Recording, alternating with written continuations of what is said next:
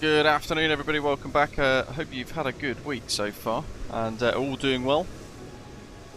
If you're new to the channel, it's great to have you on board with us today. Welcome to London Heathrow, the fantastic iniBuilds London Heathrow Airport scenery that's been out for a little while now. Remarkably good, and we are finally in Sim Update 15, which, touch wood, everything seems to be pretty good on so far, to be fair. I've noticed my sim is loading a bit quicker, it's a little bit smoother, and I can finally get back on DirectX 12 with frame generation to unleash my RTX 4090.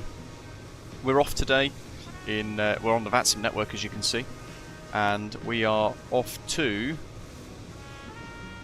Tromsø in Norway, and we're going to be checking out the new iniBuilds made MSFS default A320neo version 2 released in Sim Update 15. So we're down there right in the centre of the screen, surrounded by fellow Osprey pilots here at Terminal 3, and we're going to be having a little look. I've not practiced this, I've not flown this aeroplane yet. This is going to be a proper live first look, and we'll be discussing a few things. And while we're here, just for those of you who might be tuning in perhaps for the first time, over the next week or so you're going to see, probably hear my voice at least, on the Latin VFR YouTube channel once again. We're going to be making use of their A340-300s, and I've been asked to create their official tutorial series again, which is very exciting. Izato's in the Latin VFR A340-300, he's there, but it's loaded up as an A330-900 for some reason. But there we are. GSX is working pretty nicely with it as well, it's got to be said, with this iniBuilds A320neo V2. No complaints, and Tapsi has worked his magic on creating this wonderful livery once again for us here at Osprey Airways. And it's all available on flightsim.to already. Complete with custom cabin, which looks really, really good. One other really important piece of news / information. I'm going to just load it up actually on my email so I get it completely correct. For those of you who've been following Navigraph on their Instagram will have seen that I've been announced as one of their ambassadors. Something really, really excited about, and it's going to allow me to offer a few other little things in conjunction with our friends at Navigraph. So for new Navigraph users only, so it's an offer that's going to be exclusive to new subscribers to Navigraph from the 28th of June, which coincides, the 28th of May, which coincides with the release of the new sim brief with performance calculations. We'll be checking that out as well. I'm going to have a special dedicated link valid until the 11th of June. It's link exclusive, and it will get you a special promotional code, which will give you 1 free month if you sign up for an unlimited monthly or yearly subscription with Navigraph. My goodness, he's got a bad back. So keep an eye out for that. It's really exciting. Those of you who've maybe never tried Navigraph, now is your chance to get 1 month free plus however long you sign up for. The one for me is the Navigraph Ultimate annual subscription, because it's a little bit cheaper. But on the 28th of May, 2 days from now, you're going to see a video from me on this channel here, detailing the brand new update to Sim Brief, created in partnership with Navigraph of course, and that's going to mean that the link will go live there as well. Yes, Sato, good point. So the cabin therewith looks fantastic, doesn't it? Really, really nice. That is part of the PC A320neo version 2 enhancement from the marketplace. So you need to download that to get the cabin and the enhanced, improved textures. Now we've got that out of the way anyway. Welcome to Badger, MPS Gaming, Gav, loads of channel members in the live chat today. Zato, hello mate, Ashton, Ian, good evening to you. Callum, welcome. And Doc, howdy. Brad, welcome back. My aeroplane's eating its passengers. I hope not. I've set some rather nice custom views for today as well. That's one thing that's somewhat triggering. Whenever you load in the iniBuilds A320neo, you get that. Winds are 220 at 12, and we are in a cul-de-sac, which often is kind of shielded by the wind and in real life. And look at that. Even in calm conditions of like 2 knots, They're there spinning away rather weirdly. Looks unrealistic, but it is what it is. Loads of custom views. Look at that. They're spinning pretty quick, aren't they? But exciting to have another aircraft, albeit another A320neo. Loads of Osprey pilots in various liveries with us today, so excited for that. And we've got the beautiful freeware Tromsø airport scenery for this first flight on VATSIM. Let's get the radios on. Some people have been saying you've been having issues with tuning in and having problems with the radios on VATSIM. And that's because by default they're all switched off, so you'll notice that these lights are off there, so turn those up and then turn call on, and then it activates the active frequency of COM 1. So there we go, Heathrow Tower. We've also loaded in some of the pre-flight stuff already, because I'm sure some of you will be familiar with a lot of this already. Anyway, living the dream, hello mates. So we've loaded in our sim brief by clicking that little button on the top right next to flight details. It's pulled in our route today. The weather looks pretty awful, doesn't it, around Heathrow at the moment, and getting worse. Payload wise, 68,280 kilograms total. 9,500 kilograms of fuel. Willem, hello mate. James, welcome mate as well. Good to see you all. Rab, yeah, I can see your messages, mate. I've got good luck, Luke. Congrats, Luke. And then, can anyone see my messages? I thought I did say hello to you, Rab. Maybe I didn't. I apologise if not, perhaps. I've missed that as I was scrolling through the chat. We've got door open. Cabin lights are whacked up to max, and we've got a takeoff performance calculator there. Oh, I apologise, Rab. Welcome, welcome. Hope you're well. We've synced all of this as well, so we've got our weight in 68280, 1+F. And we can press send to FMGS as well if we want to, just to go straight across, and it will send all of that data across here, but we're not right there ready yet. So MCD menu, ATSU, there goes Gav. We've added in our Simbury flight plan, Cookie Taste welcome, and Peter in it, and we're going to load this in now. So BBX, you'll find a lot of these inputs are quite laggy compared to say the Flybawar A320neo.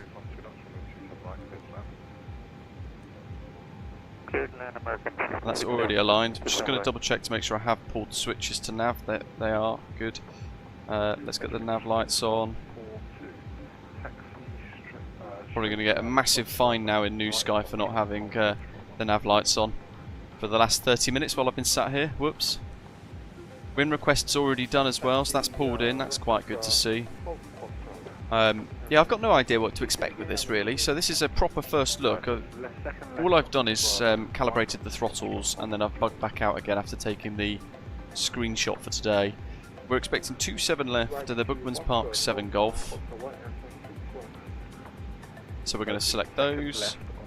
Oh, by the way, those of you not in the club lounge, I've got the WinWing FCU plugged in today, and so look at the cursors over here. It works. It actually works. By default. Fantastic. So I'm looking forward to using that today. It's going to take a little bit of the pressure off. Living the dream. You've got to turn them on and press call. They're off by default. So init A, init B. Just simple click of those already puts them in straight away by the looks of that. That's something just to help keep things simple. And we are expecting ILS runway 18 into Tromsø. Not expecting a change, but I'll wait till we get a bit closer before I put that in, because we've got quite a few. Just check for some discontinuities. We don't have any. And then from Barbie we're expecting the approach from there, the star. So performance page. We want 1,500 for those, and I'm just going to press that send to FMGS button there,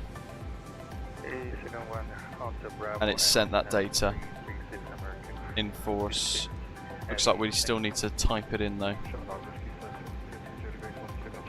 I'm just waiting for a natural gap. Did I type there? 154. 156 to get our clearance. We've got information.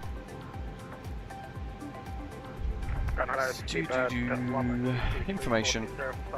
Alpha QNH 1011. Heathrow and Riyadh, good afternoon. We've got 658 Airbus 321neo on 513 information. Oh, 1580. 1580. Oh my god. I'm having a mare. There we go. 1580. So flex 53. 1 plus Fs. It's not sent all of it across.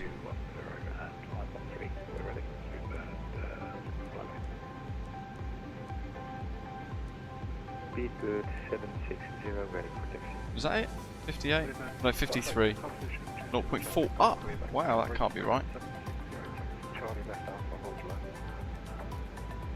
Wolf Loman via Charlie. Oh god, I'm having a right mare. Oh dear. Usually the A320neo, it's got a pitch up motion, but so usually you trim it slightly down, but hey ho. Blah, just about to get that clearance. Right, let's get a tower. Hey, information, welcome.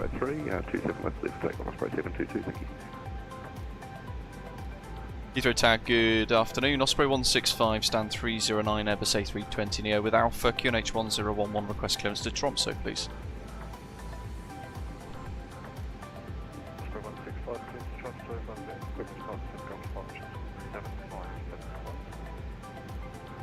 Cleared Tromsø, Brooklyn's per 7 Golf departure, squawk 7575, Osprey 165. Lovely.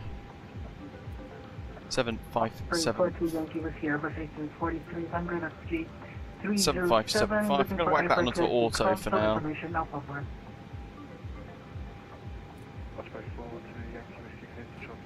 Let's close the door. So 56 is 6,000, 1580 across. That's all good. If we move for an intersection departure, we're going to have to change the takeoff shift there. I'm going to press confirm takeoff data, because that was sitting there and waiting to suck across into that anyway, so that was something different that otherwise used to. Send. There's the approach page. It looks very different to the A320neo, doesn't it? London VORs are automatically tuned. The ILS 27 left is already tuned as well, which is pretty neat. All round so far, not bad. Ashley, welcome, mate. Yes, thank you. I just saw that. We're getting through it.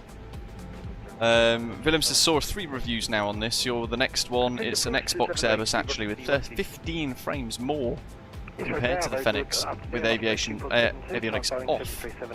The PC, he goes to fly-by-wire as the option. Thanks for the stream, he says. Yeah, no worries, mate. I think out of the options, I haven't tried this, so we're about to find out. I'll share my thoughts throughout the journey, naturally. But the fly-by-wire A320neo is going to take a hell of a lot to beat, because that is a fantastic freeware add-on with some great level of depth to it, and it's it's freeware, which is pretty epic in itself. So I've got a lot of time for that. Let's pop those across. That's all good. Seatbelt signs and no smoking signs, by the way, are animated, so if we turn them on and off throughout the flight, they go on and off in the cabin, which is really neat.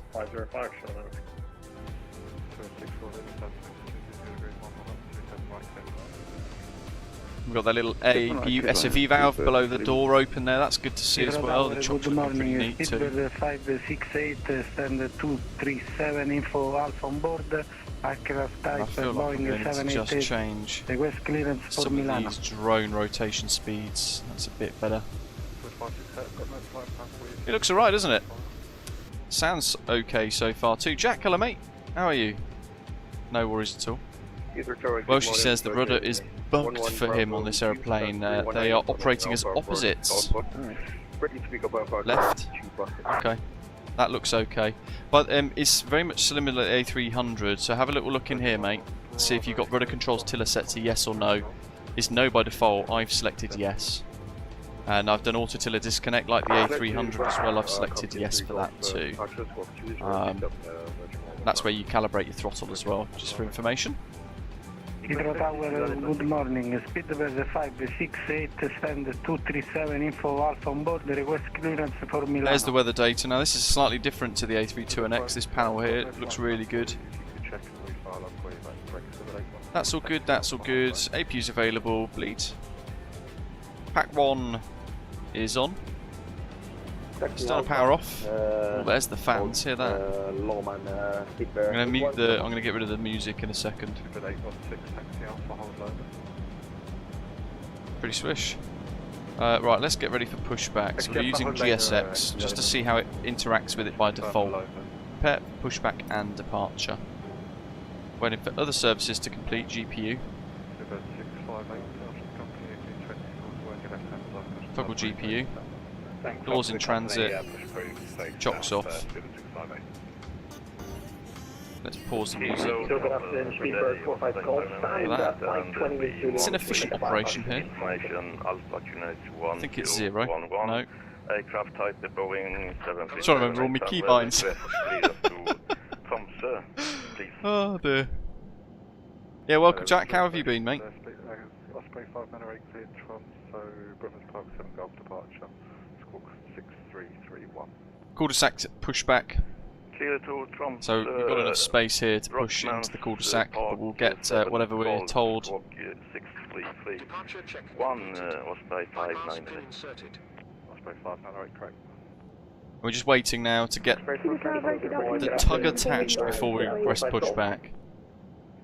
Yeah, the model itself looks really good, doesn't it, to be fair. Afternoon, Paul, Alex, Hans as well. Lots of people in the live chat today. Don't forget throughout this stream, as always, hit like, hit subscribe. Join us in the chat. Paul says he's used the new A320neo, but there is no cabin included. So if you're on Xbox, you won't notice the cabin. On the marketplace, though, there is an enhancement package which when you download adds the cabin and improves the textures inside the aeroplane. So that's how you do it. You need to make sure you head into that, really. So go to the marketplace, Paul, and you'll see like an A320 V2 enhancement pack. That's what you want to download. And then you'll get all the cabin and all the nice stuff. Axon, yes, we are, mate. Heathrow Tower, 041 on the ILS for runway 27 right. And this is a brand new service, by the way, from summer that is going to be launched by British. For winter 2024, it's going to be launched by British Airways. Osprey 45 Foxtrot, ready for press and start.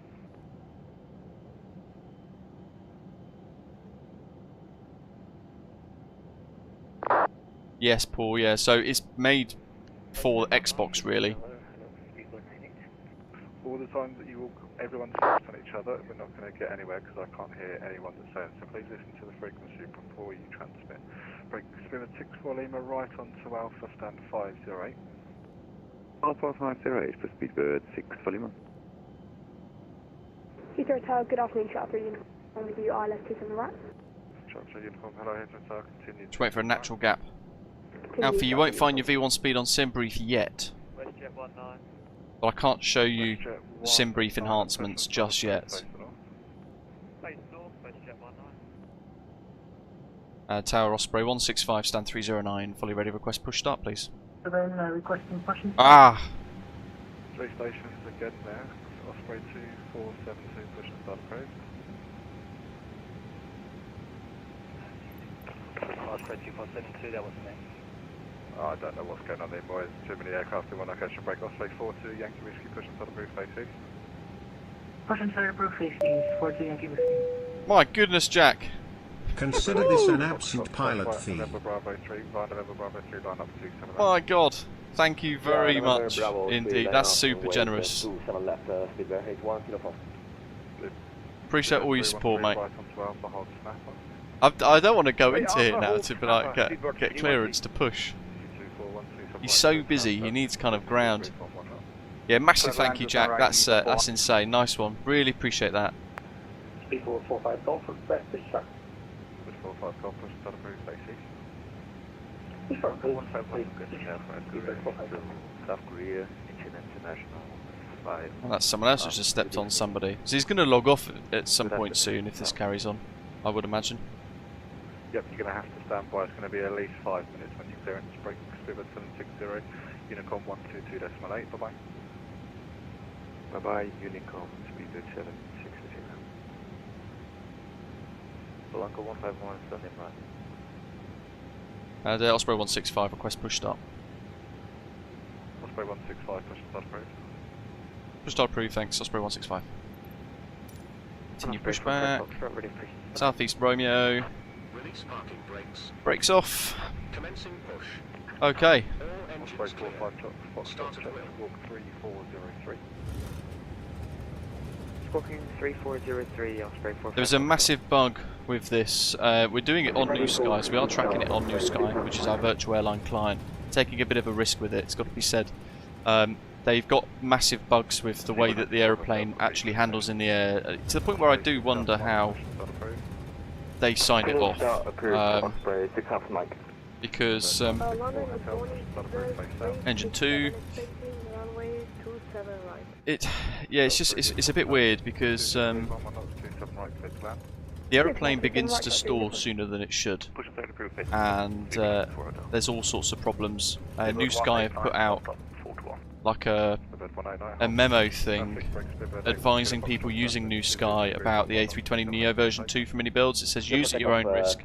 There is a bug relating to stall warning being triggered too soon before the yellow range on the speed take, and that's an identical issue present on the A310, which was during its release and later confirmed and eventually fixed. So to prevent stall related penalties, we need to avoid excessive pitch up movements, use slower rotation on takeoff, and have a healthy margin of speed. It says use at your own risk. New Sky can't be held accountable for bugs in third party add-ons. 241, second right, Bravo, stand 334. Second right onto Bravo, 334, easy to Very quiet with that engine running. Engine 1. It's a really nice external model. Yep, continue approach on the 375. Yeah, certainly they're going to have to do a little bit of work fixing it. The windows seem really tinted as well. Bear in mind it's quite a bright day, look. So there's Zato pushing, right? And we go back into the flight deck, look at the windows and the tint. Direction right, Sierra Hold, Sierra 1. Myself to some left, Speedbird 123. Zato, have you got a pushback bug with the A340-300 where it won't kind of won't remove itself basically? I had that the other day. It's going to be at least 8 to 9 minutes, unfortunately. Predictive wind shear off. Unicom 122.8, bye bye. You got 123, so that's the 1 kilo bye. Speed 816, 5 November, Bravo 3, line up 27 left. Any better way to pronounce your this, 016? Lovely. Uniform right on 12, it's a bit weird. It's a bit like hazy, isn't it? There's the flag. Happy days. It's like everything's super dark in the flight deck. Like a weird contrast on it. Let's get taxi charts. Okay, so after start checks, we want ground spoilers on ignition mode, norm, rudders reset. Flaps 1 plus F, park brakes currently on, and transponders all set, that's all good. Trim 0.4 up, which I think is a bit crazy. Auto brake max. FCU's set and checked, and we'll do our flight controls. Taxi and hold, Lucky Osprey, 1490. All the way to the extremes. Elevators. Fully forwards.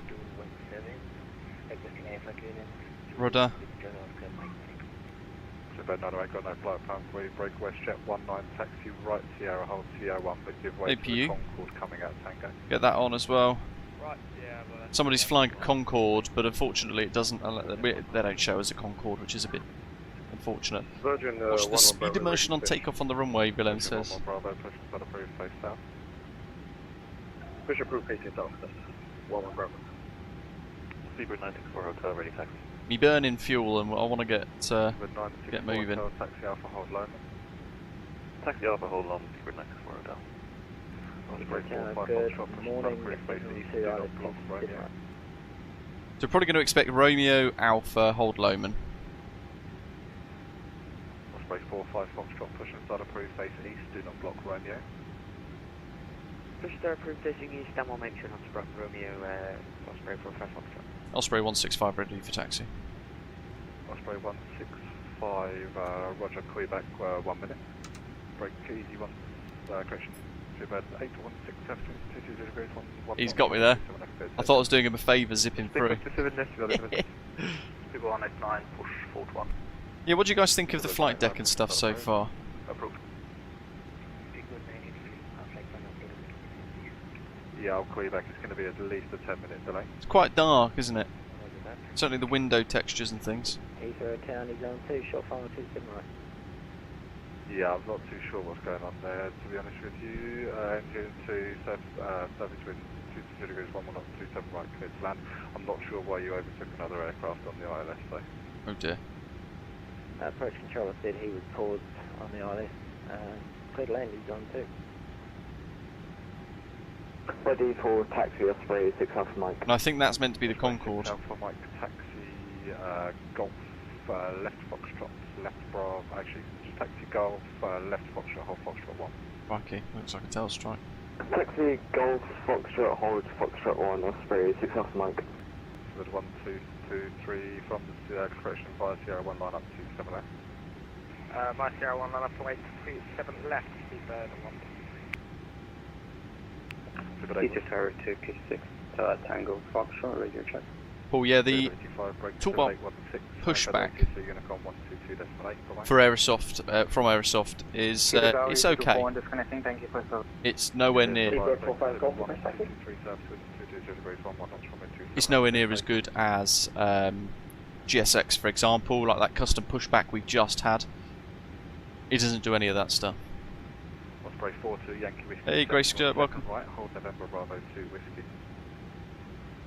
Hold November Bravo 2 Whiskey. Second right, hold November Bravo 2 Whiskey. Osprey 42 Yankee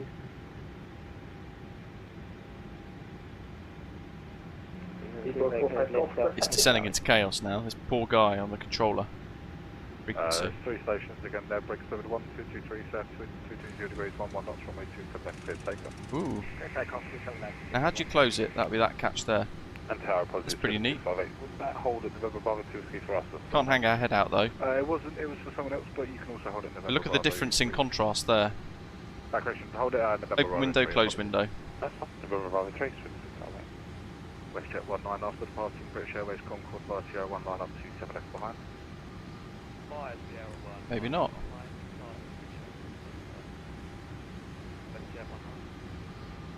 People 45 Golf for taxi.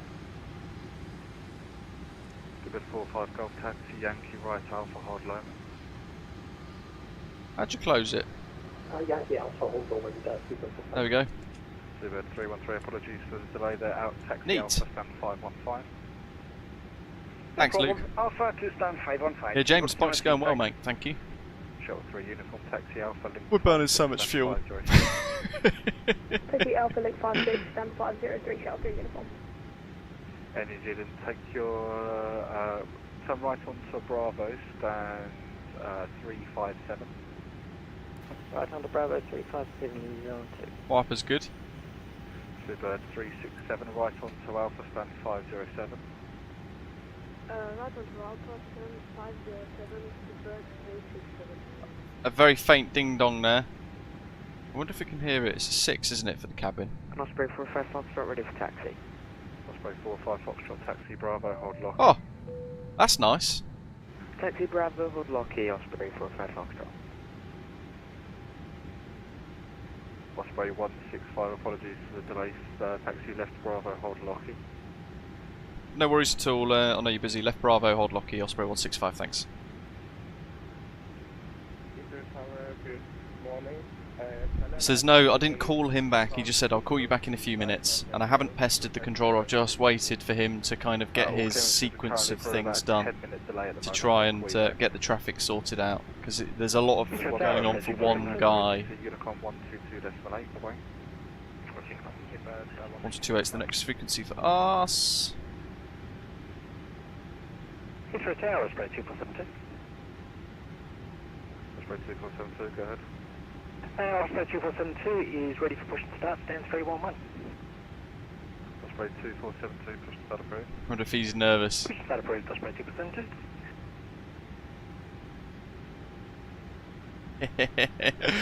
WestJet 19, South 22 degrees 11 knots, runway 27 left, clear takeoff. This is live weather, live time, Willem. Yes, mate. Think you can race me, do you? Yep, I will call you back. He will You're in a queue probably at the beat moment, us. So there's far too many aircraft on the ground for me to handle at the moment, so I'm going to have to prioritise, unfortunately. So Lockie is there. Perfect. Heathrow Tower 346 to Foxtrot information Alpha, booking Alpha claims to the symbol. I have and no idea what's happening there. Taking 62, taking Foxtrot, What 10 the? minutes delay at least on the clearance, break pivot 5, correction pivot 658, find November Bravo 3, line up 27 left. Line up 27 left, 658, and you may need to wallop a Euro in. Yeah, I've just seen it. He's getting banned. 30 knots, so now just on the brakes gently. Reduce that speed.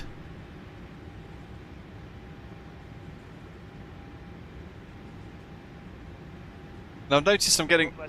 There's like a weird little artifact there, like a little... I don't know if you guys can see it. Right there, it's like a little black flashing thing. WestJet 19, no further ATC, unfortunately, it's Unicorn 122.8, bye-bye. 122.8, 122. Bye-bye. Google 189 taxi. Just trying to sort something out here. I know who that is going to be. It's going to be that absolute fister, cesspit of humanity behind the skies, who is another content creator with zero maturity. But I've hidden him now, so he's now completely invisible to us. Nighthawk, interesting. Okay, so it's not me then. Yankee Whiskey behind the departing British Airways A321 via November Bravo 2 Whiskey line up 27F behind. Behind the British Bird, There's A321 will line up from November So gently on the brakes, and the park brakes now active. Yeah, Jack, it's the troll chat from ages ago. He was DMing me the other day begging to be unbanned from the channel, saying he's changed. And I ignored him, as did Air Not as well, who he's also given a torrent of abuse to. 45 Whiskey, second right, hold November Bravo 2 Whiskey.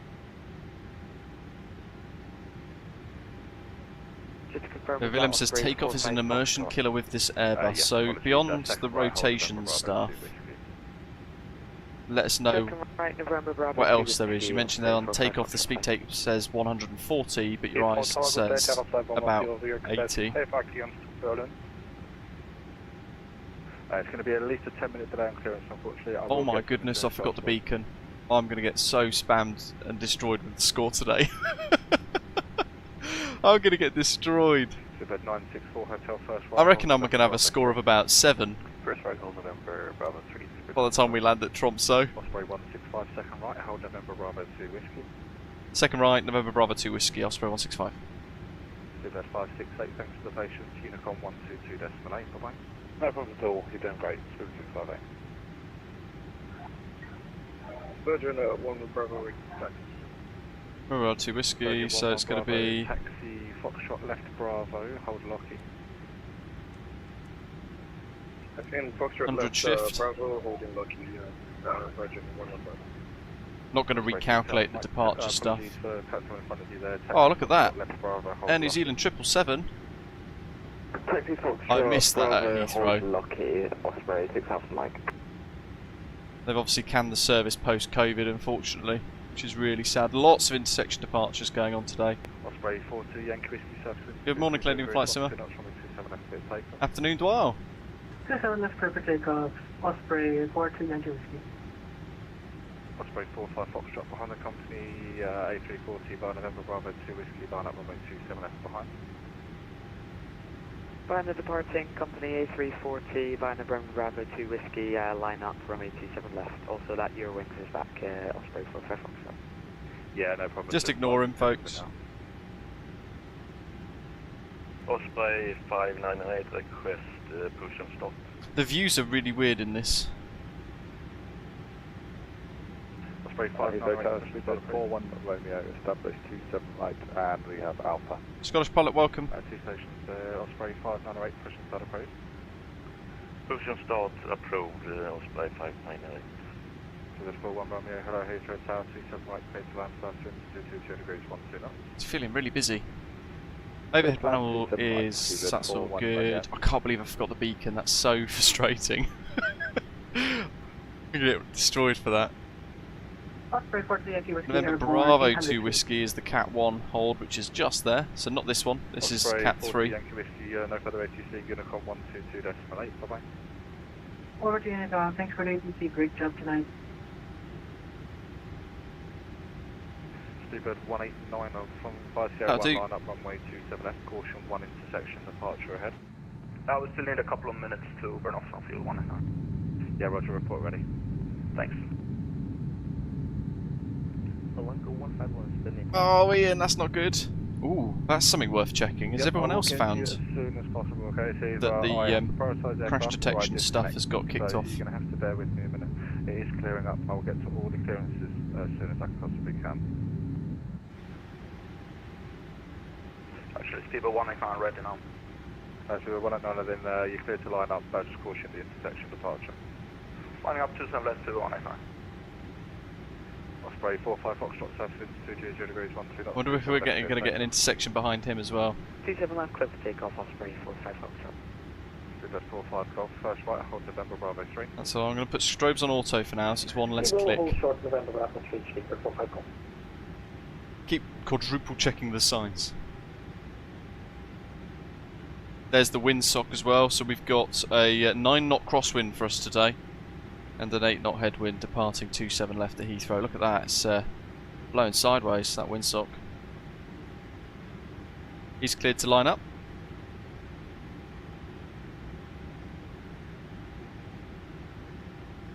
Oh, that's very odd, Ian.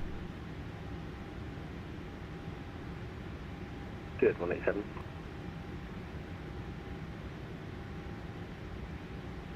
Speed 187, go ahead. Calling 417 about for Alpha Kins to Dallas, communication 1011. Yep, I'm going to be doing all the clearances via text now, so you should receive it in the next 5 Is he lining up or what? Oh, it's that one. That makes sense. Well, Jack, yeah, so if we were in the Boeing, we would need to put the stick into wind. So imagine that's a yoke. We'd have to go stick into wind and then balance that with cross controls, as you're saying there. The Airbus being a fly-by-wire system means that we don't need to do that. So we'll keep the stick neutral. The aircraft will try and work to keep wings level, and then we just work the rotation nice and gentle. With a little rotation, little pull like that, and then slight ease. Ah, so that's meant to be a Concorde. After departing via November Bravo 3, line up to the next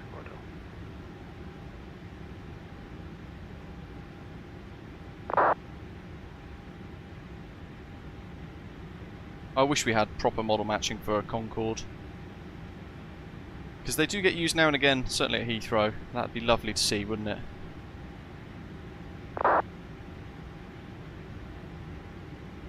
There's another one.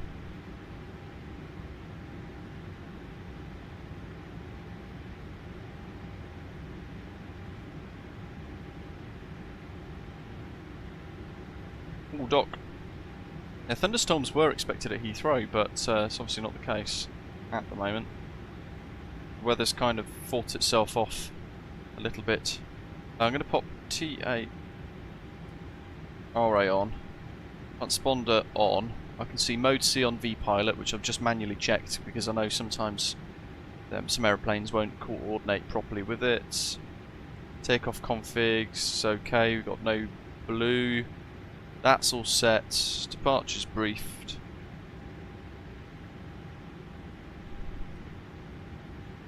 Directors are on, so it'll just be line up. Make sure I've got my charts ready, so if we do need to get involved for whatever reason and hand fly the aeroplane if it bugs out, I've got the charts ready to go.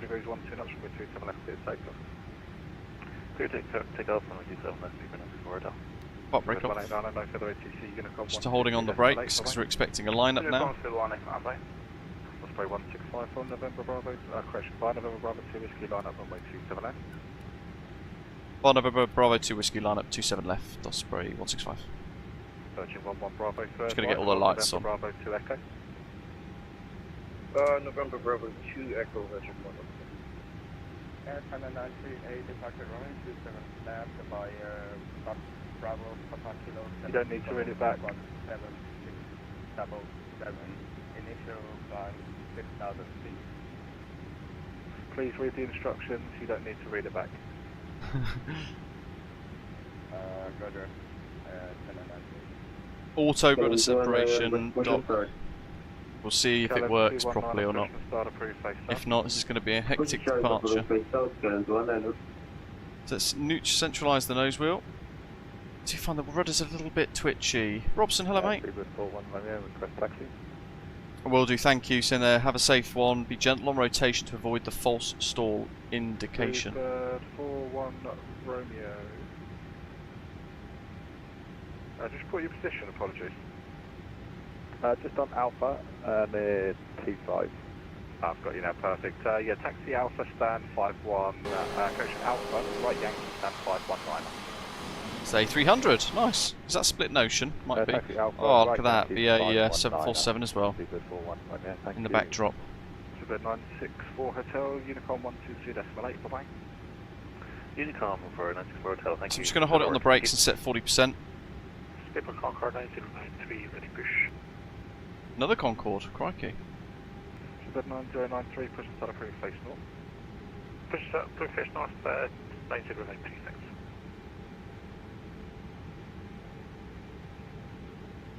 Quieter, 40% than the Flapper A320neo. Let's just have a little listen there. 151 calling for push and start.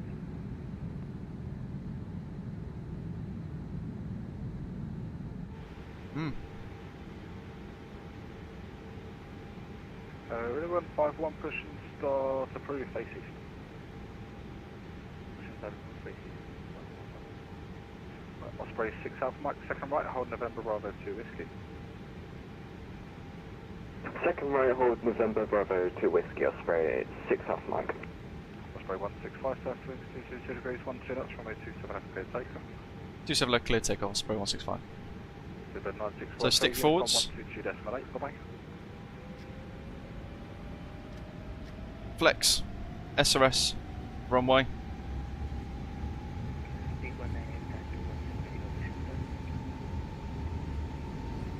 Super 908, check score 7 and 5. Weird little wobble on. And the sounds are very strange. 80 knots, relieve the nose wheel pressure. Super 45 Golf, 5 November Bravo 3, line up 27 left. Line up 27, Super 45 Golf. Super Dark, down to 747, sound 542, aircraft safety, Jeez, how slow is this? We're using the whole bloody runway. British Airways. This ain't right. Passing company 737 right to left, push and start approved. B1, rotate. B2.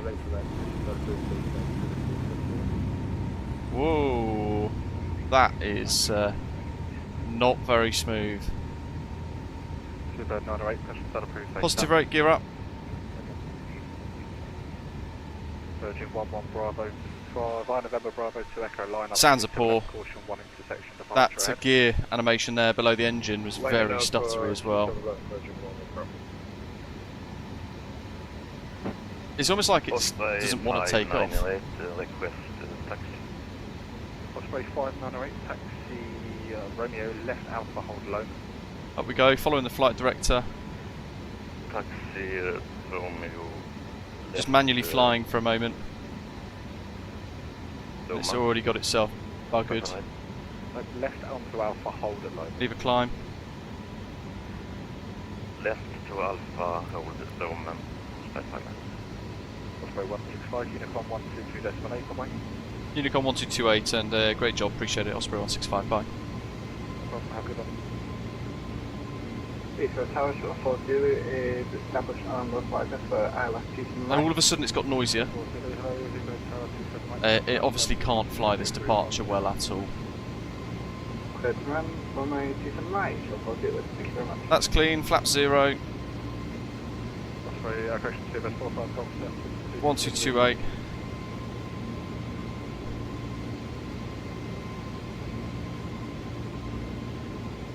And it's missed 257 Charlie entirely.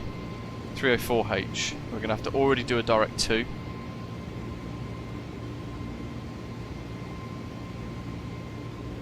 Let's go. Autopilot 1. See what it does. It sounds tinny. You know, I've spent a lot of time on A320s as cabin crew. Sometimes in the flight deck. Sometimes at the front of the aeroplane, sometimes in the rear. It doesn't sound right. And I know they say it's quiet in the cabin, but it's not. It's not that quiet. Cap Canada apparently was asking, who is Osprey Airways? Is that real life airline? So I thought it was ours. Birdman says the descent is quite snappy and aggressive, like the A310. Yes, I think already I'm very much agreeing with you folks there, where you say it's for those of you on Xbox, it's a fantastic default aircraft. But PC wise, it's got nothing on the fly-by-wire A321X. That is leaps and bounds, miles and miles and miles ahead. Let's scroll it up to 3.5. Go to managed, just to hold the constraints, see how it behaves. We're at 6,000. As we climb above that, we'll go to standard pressure.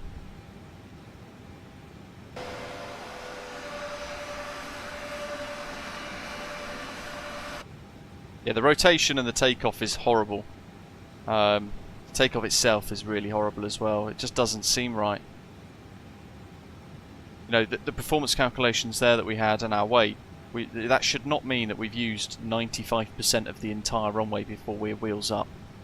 And that animation of the main gear retracting underneath the engine there, you know, you guys could see it initially, not great at all. Hold the constraints nicely. Let's go open climb now, see how it behaves. So pull it, open climb.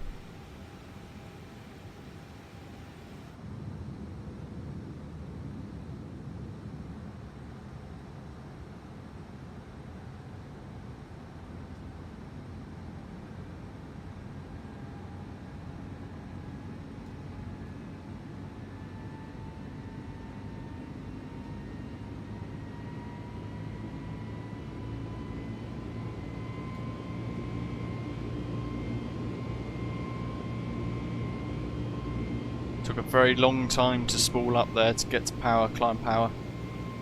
And it's bust 250 knots.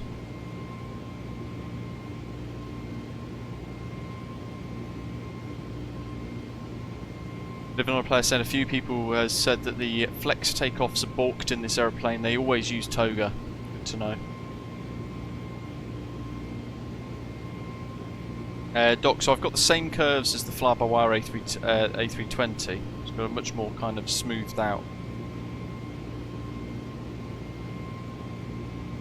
Yeah, early thoughts. Taxi performance, that's fine. Flight deck environment's pretty nice. You can tell it's a default aircraft because of this. MCDU nonsense. And then behaviour-wise, that takeoff is just terrible. Flex doesn't work.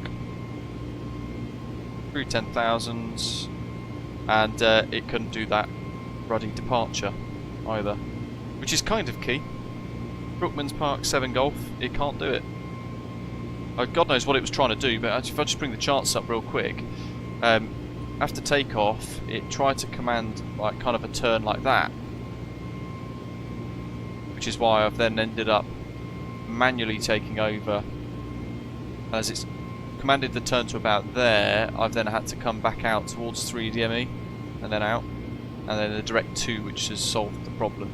But yeah, that's not good. That's not good enough for VATSIM. It's definitely, I think, angled more at the Xbox folk. If we're on PC and we've got the A320neo folks, so far I wouldn't even bother with this. I'm tempted to download, delete the cabin enhancement stuff for this, so free up a bit of SSD after this and not fly it again. What do you guys think? If you've given it a go, what have been your thoughts throughout your flights so far with it? I mean, the Latin VFR A340-300 is pretty messy as well, but Luke's saying there about behaviour in the ILS approach, which tries to climb again. That tries to go to climb power, or like go around power, whilst you're in the ILS approach. So I wonder if this will do the same thing, because they're obviously based on the default code, which is one and the same. This is FreeJack. It's the new MSFS default A320 basically. Yeah, the sounds are really not great. Almost non-existent outside.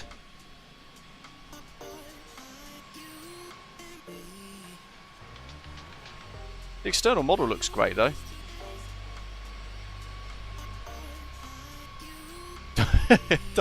Doc says we need a version 3 already.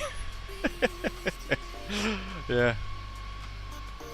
It's a FreeJack. Basically, Microsoft / Asobo have obviously paid iniBuilds a likely substantial amount of money to do this.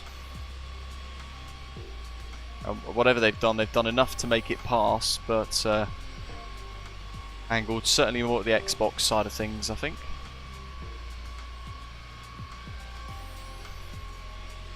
Sounds are not great at all, are they? I know that's a subjective thing. Sounds are very subjective.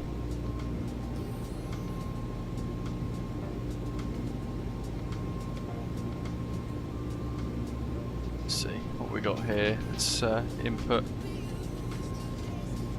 pressurization.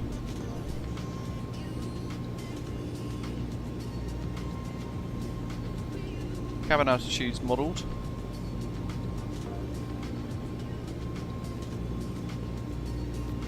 Yeah, we're always going to fly it at least once, Willem, just to kind of see how it behaves and give it a real true first flight test.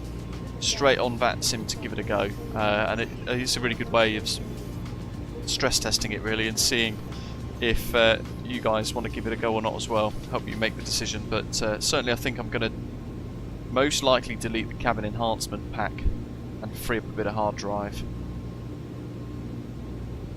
Just having it installed if I'll never fly it again. This is pretty low quality so far, isn't it, with some of the issues we've faced so far.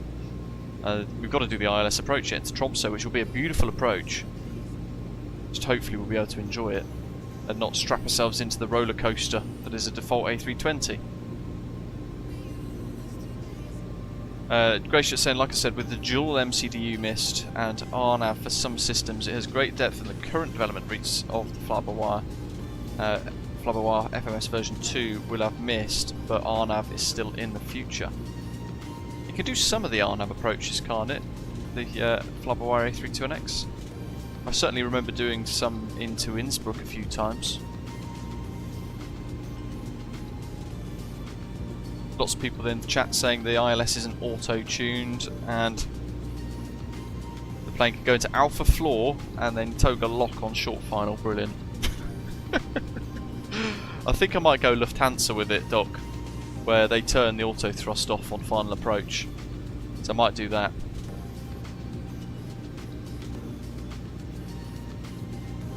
No hand flying, and he turns below green dot. My goodness, what have I got myself in for? I think I'm going to have to get a lager out the fridge ready for this approach. My goodness.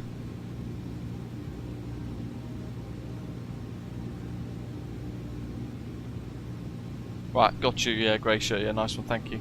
Steve Briscoe, welcome. Thanks for subscribing, mate. Good to see you.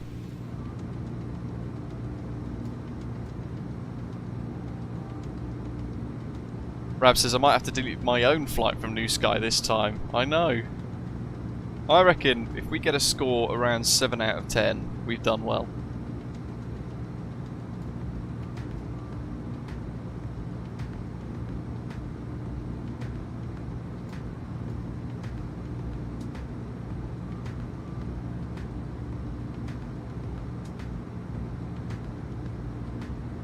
I'm not convinced the flight model is quite correct with this either, because as we said before, the A320neo is a little bit like the 737 MAX, where the big old LEAP engines at the front have been mounted further forwards on the pylons. They're obviously a lot bigger, and they've been lifted up slightly. So it's got a tendency to pitch nose up on takeoff, like the 737 MAX does. Obviously, the fly-by-wire system does a lot of work to sort all of that out and make it less of a problem than the MAX does, but we are meant to be going north. That's waypoint Digsu. Good, so heading over Norfolk now, down below us. But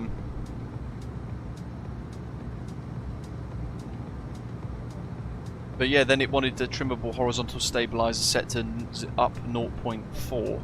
Typically it'd be down 0.2 or so, that kind of thing, but Adrian says one thing this plane sucks at is it doesn't have cabin lights. I mean, it's got a cabin, which is obviously something the fly-by-wire A320neo does not have. Where is it? It's not in there. Weirdly enough, it's in here, which is, I think, a dangerous page for cabin lighting to be on. Let me just go outside very briefly. We'll turn the lights off. Say the lights off, I'll make it dark. That'll do, I think. Let's have a little look-see.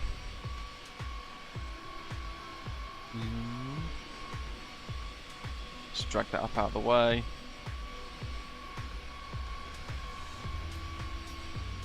Okay. I mean, the emissives of the lights are pretty cool.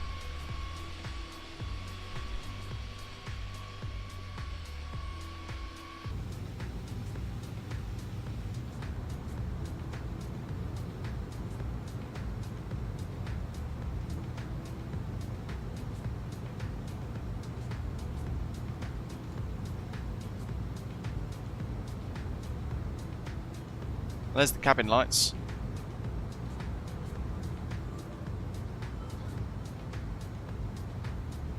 Which we can then, I'll just turn the seatbelt sign off as well. I don't know if the seatbelt sign should have an auto.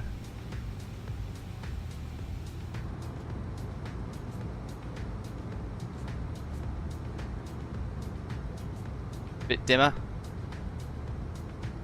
Seatbelt sign's off there, look, you can see. I mean, the cabin environment is exquisite, to be fair. That's really, really nice. And this is a huge kind of positive with it, really, compared to some of the other aeroplanes. Can't control that, that's fine. We turn it off. There we are. Now we've dimmed the lights for landing.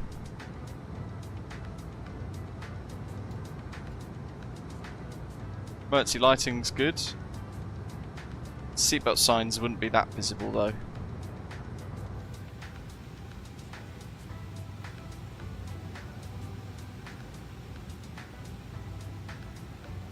And the emissives in here is pretty nice. That's quite neat.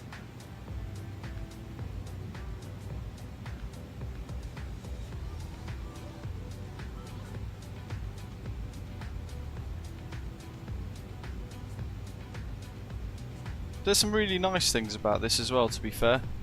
It's got to be said, to keep it on balance and fair.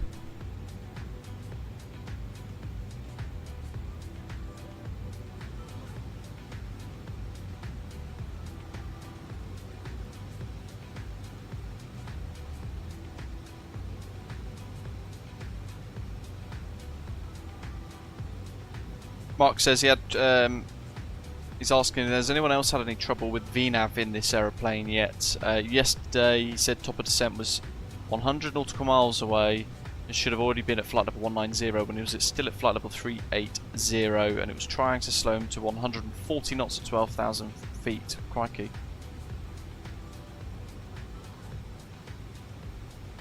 Bosch Pilot Pete says version 2 of the Phoenix A320 also has an issue at the moment where you can't see the cabin lighting from the outside of the aircraft when they're on. Yeah, that's a good point.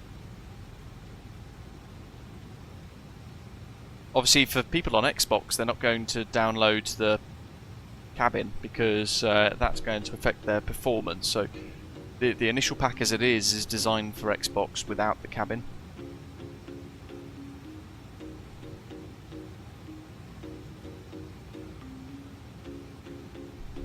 Has anyone in the live chat got the Xbox version and have downloaded the enhancement pack? Have you found that performance is any good, or can it not run it?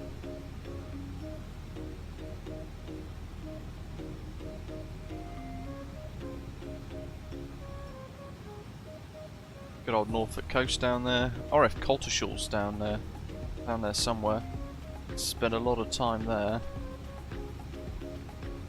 See anything? Beccles, Hethel, Norwich, Felthorpe, Coltershaw. There we go. So that is... It was the home of the Jaguar years and years ago, and I remember standing in the air traffic control tower on like a work experience during a ATC camp, and the Typhoons had just been delivered. I tell this story every time we fly over Norfolk, to be fair. Typhoons had just been delivered to the Royal Air Force. The Jaguars were being disbanded at Coltershall. There it is. There's RF Coltershall. I wonder what it's actually doing now. If it's still an airfield.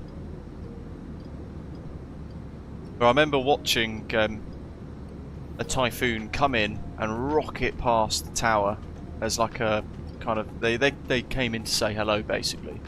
That's what they were doing.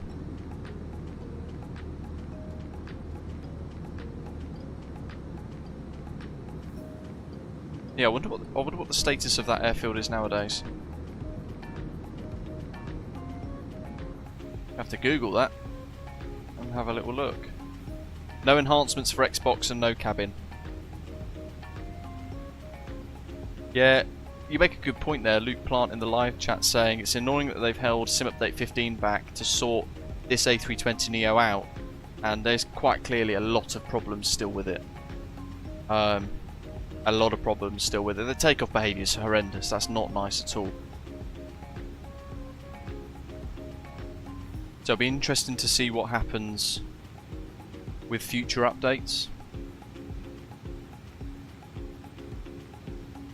You know, iniBuilds is obviously a company that we've got used to. Certainly they've exploded in Microsoft Flight Simulator.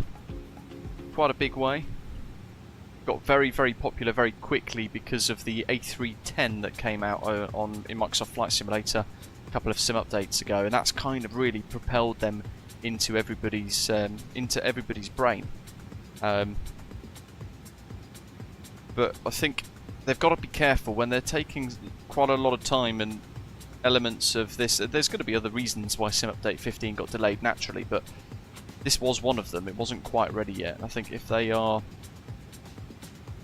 they're not going to be able to sort out a lot of these key problems quickly, then they've got to be careful of the way that might then affect their reputation potentially as well. It's better to say no to £1 million than say yes, make something really bad, and then get it wrong, and then everybody kind of turns against you. That sort of thing. Albeit that's an extreme analogy, but you guys, I'm sure, get what I mean. I'm not saying their reputation will be affected by this. It's pretty good, certainly for Xbox people.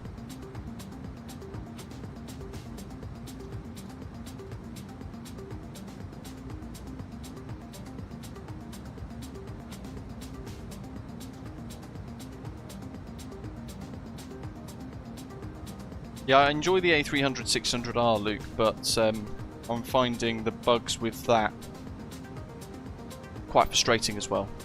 Really quite frustrating as well. Because they haven't really been fixing a lot of the stuff that they said they would be. Living on a Player says, to be honest, he was expecting a little bit more from iniBuilds. Yeah, it's fair enough. I think most of us might have been, especially with the delays. The takeoff behaviour kind of feels a little bit Cessna 152-esque. Not balanced at all in the rotation.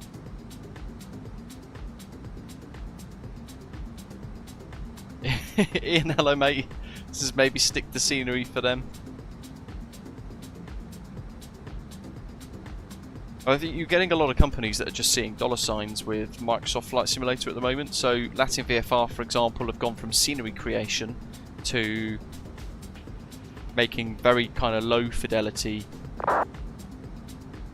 very basic aeroplanes, airliners and things like that, and obviously making a lot of money from it because their friends at Bravo Airspace have now got in on the action as well, and they have now created for Xbox folks a 787-9, and they're charging money for that, but it also requires Premium Deluxe with the 787-10, so they're using a lot of the code from that still. Anyway, and I just think people are just seeing money everywhere in simming at the minute, and they're just trying to squeeze every penny they can get out of whatever corner they can find. It doesn't matter how good anything is. If there's a deal to be made, they will make it. That's kind of seemingly where it's going at the moment. And then you've got on the really kind of I was going to say the professional side. I don't really know what best word to choose. But you've got like the newer companies like Phoenix with their fantastic A320. You've got legendary PMDG that's been around for many years. They're making some really superb stuff, albeit slightly more expensive, but very high quality. A couple of bugs, whatever here and there, but they get it smashed and dealt with as quick as they can. And there's a massive contrast between quality and a lot of add-ons at the moment. I certainly think because, you know, Xbox, for example, on Game Pass, people are probably downloading it with Game Pass, going onto the marketplace, buying like the Typhoon and a few other things, probably spending about £100 each on various little add-ons here and there, flying them 2 or 3 times, getting bored of the sim, and then uninstalling it from their Xbox and going back to Call of Duty or whatever. And that is perfect for some of these companies because they make quick money from you. They don't have to deal with any bugs because they know that the community there will just get tired of it and then just delete it. Whereas the PC version or the side of the community I think is quite different. Zato saying he'd rather stick to his fly-by-wire A320neo. Absolutely, Ian. But don't forget, fly-by-wire have made a significant amount of money anyway through donations. When they did that crowdfunding a little while ago for maintaining the servers and all the rest of it.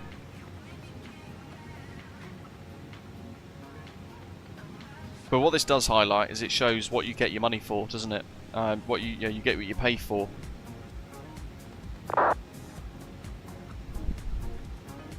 Latin VFR, 20 odd quid. Get some A340s, they look great. A330-900s, this looks fantastic. Flies like the default A320s. PMDG and Phoenix, for example. Fantastic system depth.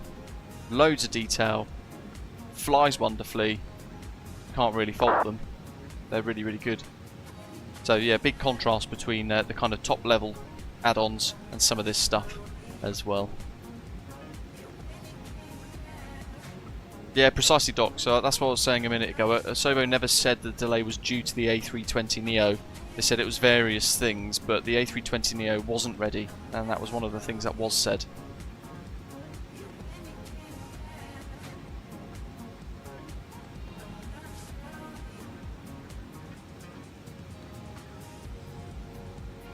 Precisely, yeah. The fly-by-wire A320neo living on a player is amazing, and when you put it together with a comparison against add-ons like this, it really goes into its own category, doesn't it? It's some fantastic open source freeware with quite a large dedicated community of freeware developers and QA testers and things. Really remarkable sounds and great system depth, and being improved all the time. You know, 3-4 years now we've had Microsoft Flight Simulator, and they haven't stopped progressing that freeware package, and that's exceptionally good.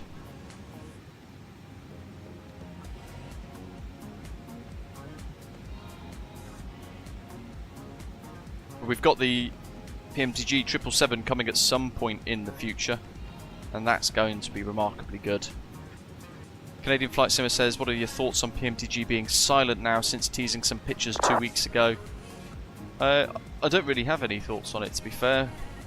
I'm just sitting quite patiently waiting for their 2-week notice announcement on the forums at some point in the future. Hopefully it won't be too far away, but we'll have to see. I'm going away in the middle of June though, so selfishly I'm hoping it doesn't release around then.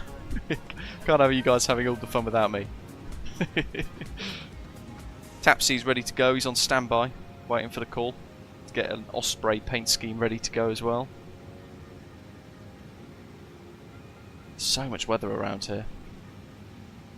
Right, let's have a little look at Volanta, shall we?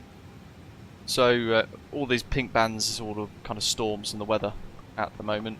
You can see here that messed up departure that it tried to do. Really not great.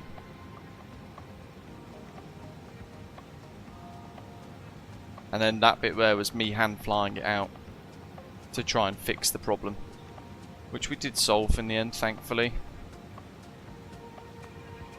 Trying to find the folks flying along. Back of the pack, MPS Osprey 598 in the 737-900. Awesome aeroplane, that is. We've got... where is he? Did see him a minute ago. Night Flyer was somewhere.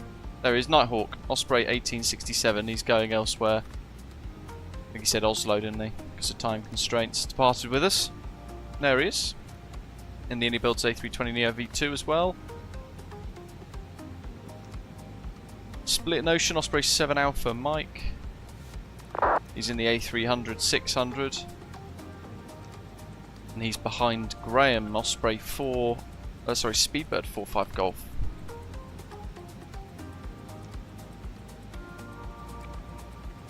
I think for me the perfect combination really is the fly-by-wire A320nx and the Fenix A320 with the IAEs and the CFMs. There's a huge variety there that you get to choose from.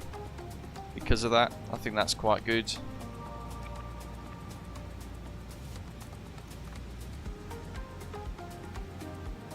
Great screenshots.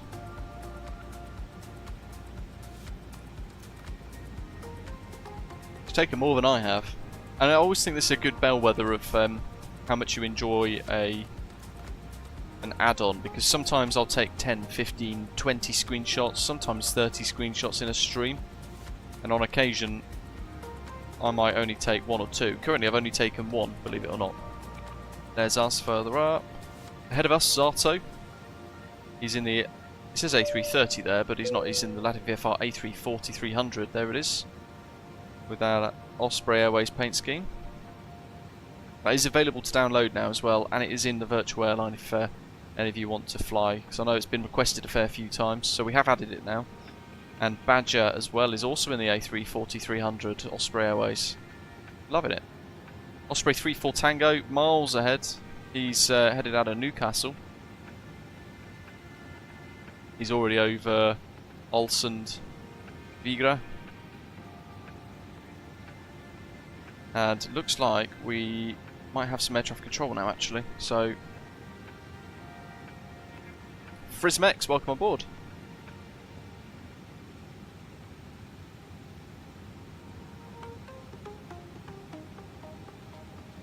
Scott WD Centre. I don't think that is going to be us.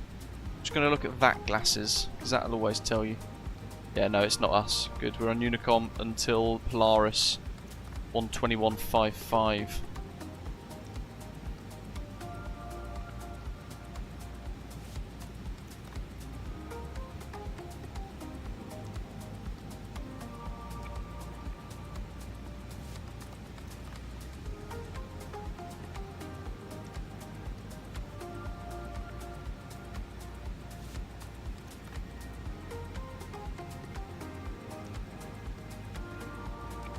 Ashton, Epic. Alex is about to depart Chisinau on Volanta momentarily. Enjoy your flight. Ooh, need to relink that as well to make sure that's in the correct box. Ryan says, I think that Aerosoft must be a bit worried due to the delays to their A330. I know they've got a new community manager and released some photos of engine options. The manual's been leaked as well, but on 2755.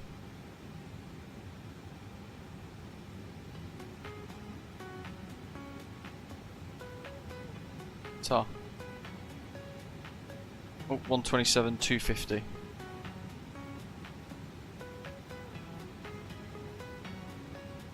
Oh yes. So I'm not sure. I don't have a great. I don't have a contact with Aeroplane Heaven.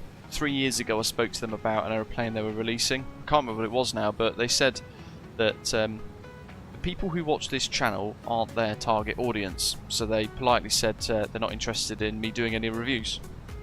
And I've just kind of left it at that ever since. But the Lancaster is a beautiful aeroplane, and I would be tempted to kind of review that and have a look at it. But again, it's entirely dependent on whether or not they want me to. I found Gav, there we go, I knew he was flying along. He's over there, slightly different routing.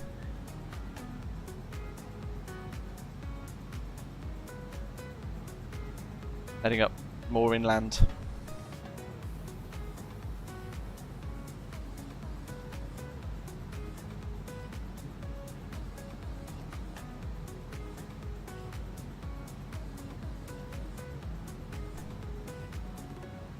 Yeah, Lancaster's going to be cool. It's going to be a real difficult aeroplane to kind of master and fly, I think.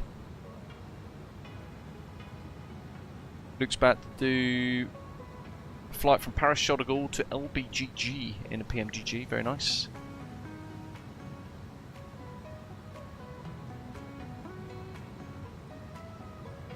Mark saying, I've got a question for you, British Airways, because you know you've flown it a few times now. What is your opinion on the Latin VFR A320neo with the Horizon Simulations fly-by-wire mod? It's pretty awesome, providing you've got the Horizon Simulations mod to kind of get all of the fly-by-wire A32NX systems put into the Latin VFR A320neo. It's really good. I enjoy that a lot, but only with the mod that makes it better. As Luke's saying there, the 321 with the fly-by-wire mod is really good. And I'm kind of hoping Horizon Simulations do the same with the A340-300,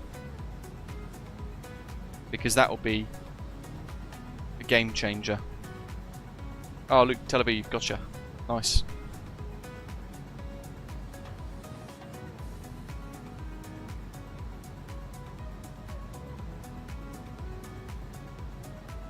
Yeah, we've not really heard very much about the Aerosoft A330, have we, Ryan? It's it was getting all hyped up, wasn't it, for last September, which is when they said they were going to aim to release it, and then all of a sudden it's fallen off a cliff. We've had no progress, no real updates of any sort, and I'm in the beta group.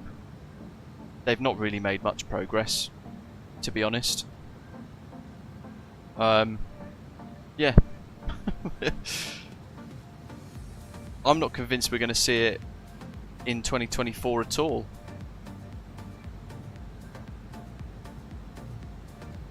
But we'll have to see. Maybe I'll be wrong. Hopefully I'll be wrong. My favourite aircraft in the sim at the moment, Adrian, is the PMDG 737-800. Frism wants the all-time top 5 aircraft. Jeez. Let's see. God, you know what? Let me get my installation list thing out so I can actually see what I've got installed, because I've got so many now. In real life, Adrian, the A350-1000 and the A380 are pretty awesome.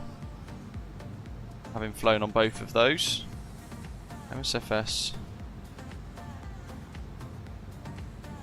Add-on linker. Let's see what I've got. The 757-200 as well, that's epic, real life.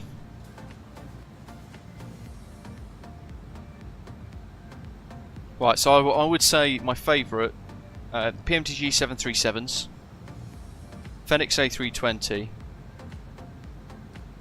Horizon Sim 787-9, that's 3,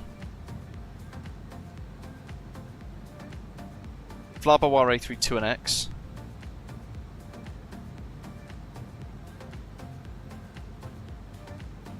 ooh, what would I pick for my 5th?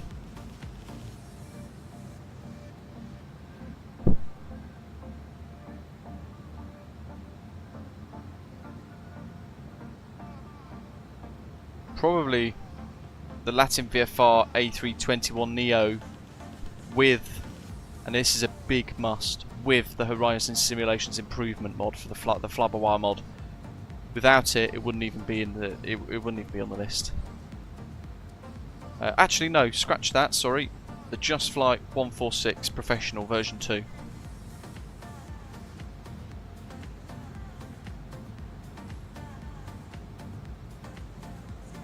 Can't think if I've missed any or not.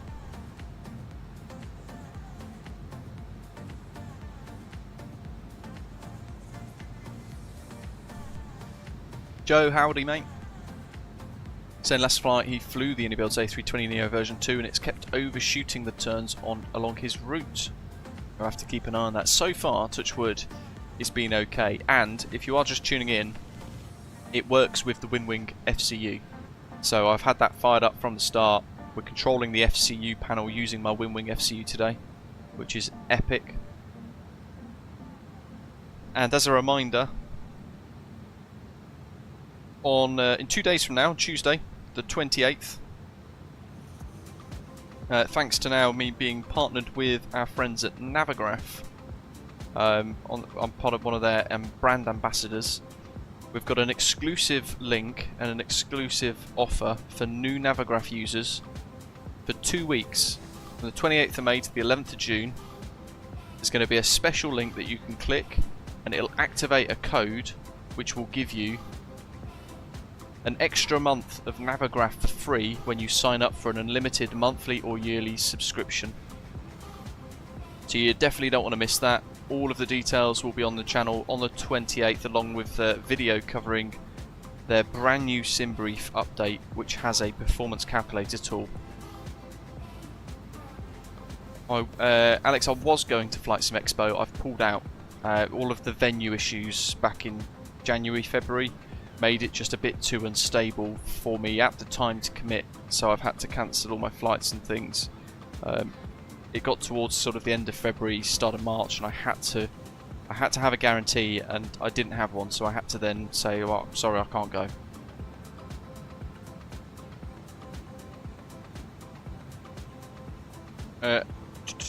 Lovers1, hello, says hi there, is the iniBuilds A320neo study level like the Fenix A320 node? Vastly different. It is a default A320 that's been improved quite significantly, to be fair, but it's still like a default aircraft. It's pretty low fidelity in comparison to the Fenix A320s and the PMTG 737s, all that kind of stuff. They're like the creme de la creme, real top tier add-ons. This is a default aeroplane that's been improved quite a bit. I'm not running beyond ATC today, Hitesh. I might do that next week with the Latin VFR A340-300 because I've been asked by quite a few of the channel members now in a poll in Discord. If you haven't voted, get onto Discord after today's live stream if you are one of our channel members and have your say in the poll. Yesterday I asked them, do you want to see any content with the Latin VFR A340-300? And I gave them 3 options: yes, live stream, yes, a pre-recorded video, or no. 2 people have said no, 6 people have said yes, a pre-recorded video, and 8 people so far have said yes, they want to see a live stream. So we'll see how we go. And tomorrow we're back in DCS, which is super epic. It's a really good combat flight simulator. Those of you not familiar with it, tune in and see us battle it out in the FA-18. Probably on a 4-year server. Might be in the Marianas map this time, around the Falklands, which is cool. Yeah, Luke, you're going to love the performance calculator of the sim brief update coming soon. I've been testing it out behind the scenes. It is awesome. Actually kind of makes you wonder if you even need VATS Airplane Toolbox anymore. Really impressive. And you guys will see more of it on the 28th when I get that video done. Can't record anything yet because they're still tweaking bits and making things a little bit better. Tweaking things here and there in the beta. But yeah, it's almost ready. Well, the final version gets released, then I'll do the video. Prism, dive in, go for it, both feet. Grab a pen, make sure you got your notepads, you'll be absolutely fine. Stick to my tutorials and you'll be good. And Mark's asking, will I do another stream with the A321 with the Flabberwah mod? Absolutely, yeah.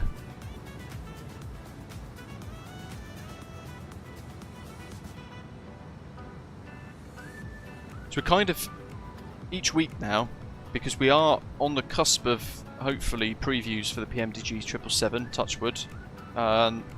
So we're kind of dealing with things one at a time.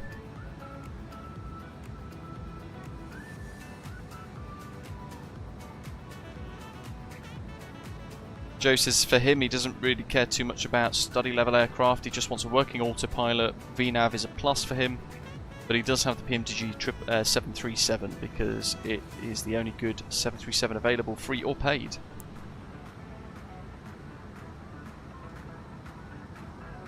Yeah, and you make a good point, Joe. Everybody's, I say this quite a lot, don't I? Those of you who watch all the time. Everybody's sim experience is slightly different. Everyone flying along in this community wants to get their own experience out of MSFS, and that's fine. Some people might prefer these aeroplanes. Yeah, this for that, some people might be absolutely perfect, and they'll absolutely love what this can do. And in the main, you know, it's not bad at what it does. For a default aircraft, it's fantastic. For a default A320 included in the sim. But when you compare it against some of these higher fidelity aeroplanes, then there's no competition. But don't forget, it doesn't have to be study level to have a good autopilot, Joe. It should still do what it needs to do in a precise way and in a fairly accurate way. It doesn't need to be study level with all of the system depth and all that kind of stuff. But certainly the takeoff today, for a prime example, Brookman's Park 7 Golf out of Heathrow. At the very least, it should be able to nail that departure, and it couldn't even get that right.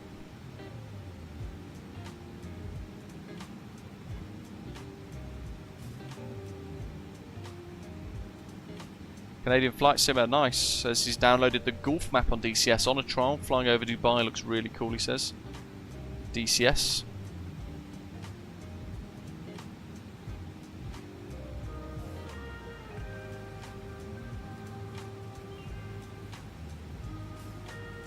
Who is flying along tomorrow? Is anyone in the live chat joining us in DCS if we connect into a 4-year server?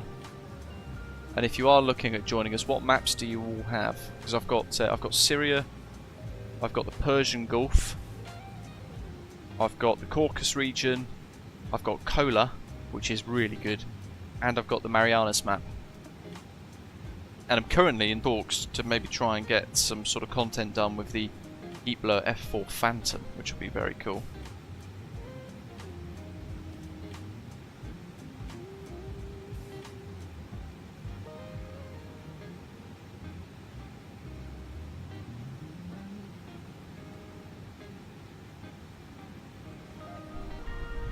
On 27.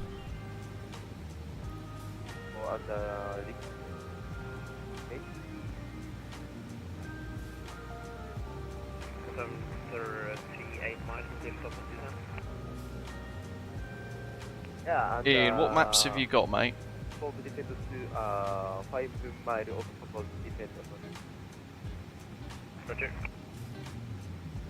Trying to work out where we are and what ATC we've got. So past Bergen, we've still got a way to go actually before we're even on Polaris. So we'll go back onto Unicom.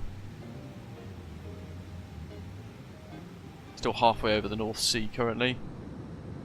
Can't really see very much because of this high level cloud, but we've got the Aerosoft North Sea pack installed, which is really, really cool. Oh, Ian, you've got cola. Epic.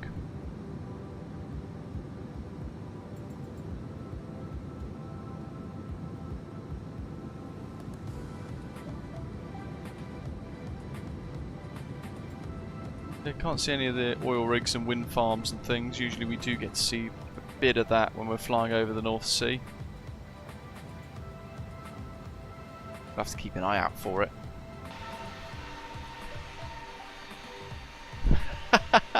Oh, Ian, you'll get there, mate. You'll get there. I've been really struggling with JDAMs and all that sort of stuff on DCS recently. But have you downloaded the massive update that came out for DCS the other day, Ian? It's a huge update, and there's a whole load of new stuff added to it as well, including new pilot textures. Super Carrier for DCS Canadian Flight Simulator is an absolute must. Yeah, really, really epic. But if you've got an aeroplane like the F-16, don't bother with Super Carrier because it can't do carriers. If you've got the FA-18, however, or carrier-capable aircraft, then yeah, absolutely you want Super Carrier because that really makes the experience quite epic.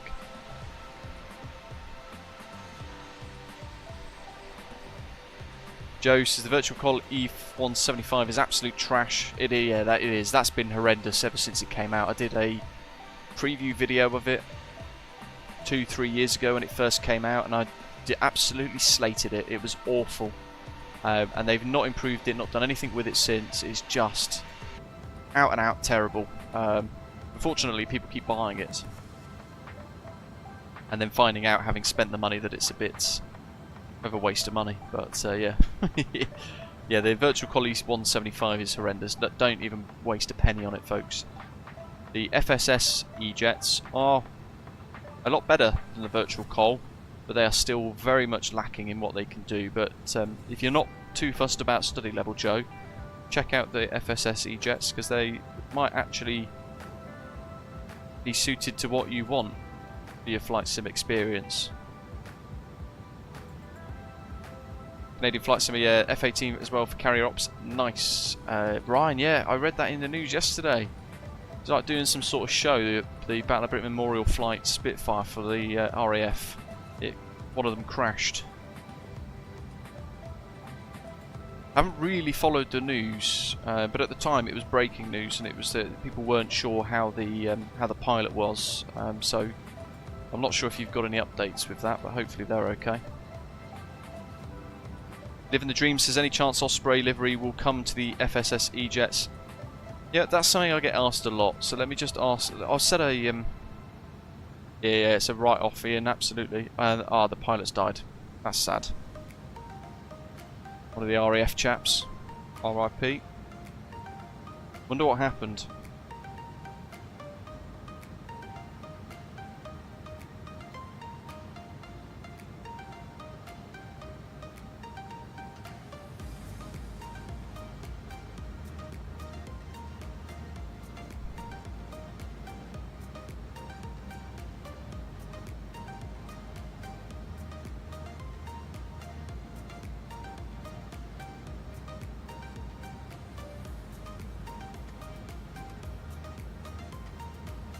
There we go. Seems it's something that gets asked quite regularly.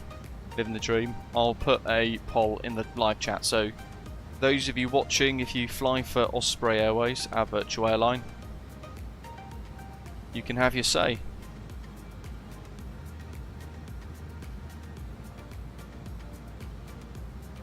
NPS Gamer says arrival is 7 minutes after me. Wow, goodness, that's you're flying pretty quick. The 737 is so much faster than the Airbus, isn't it?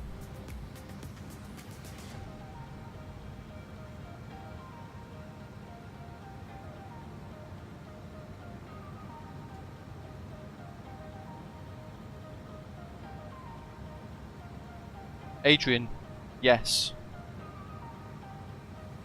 So the performance calculator will be a new tool that will be separate to the AirAct data. So the AirAct data gives you the navigational stuff, performance calculator that Navigraph are working on and be putting into SimBrief very shortly will work independently of that, but it will be part of the same website though. It will make more sense on the 28th. Keep an eye on this channel. I'll put that code out for the Navigraph deal for those of you who have never signed up to Navigraph. You get that 1 month for free, and I'll do a video showing you how to use the performance calculators. So there's a landing calculator and a takeoff calculator included, and that'll be going live on SimBrief in supposed to be in 2 days from now, the 28th. Very exciting stuff.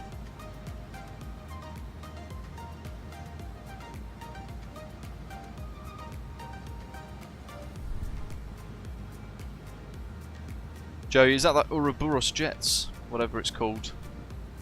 Something like that, isn't it? Ouroboros Jets. Can never say it. They've been working on that E-Jet for around 3 years now. Hey look, there's one of our oil rigs. Jolly good.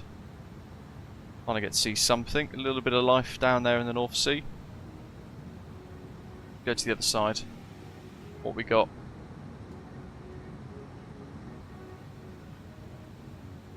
Oh, there's another one underneath the heat blur.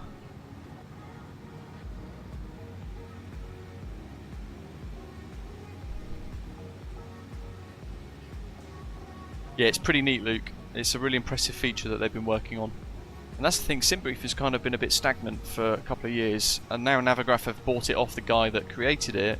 It's now come on leaps and bounds. Loads of extra features.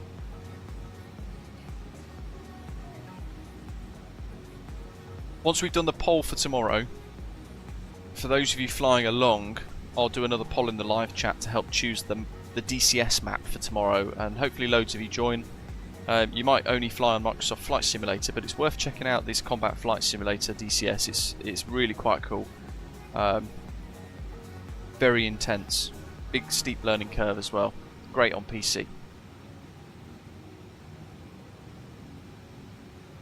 Jack, yeah, performance calculators now all done electronically pretty much. They'll use charts and things to get, you know, if it's this way you want this trimmable horizontal setting, whatever, but predominantly they'll have a company tablet and the performance calculators will be on that. A little oil tanker.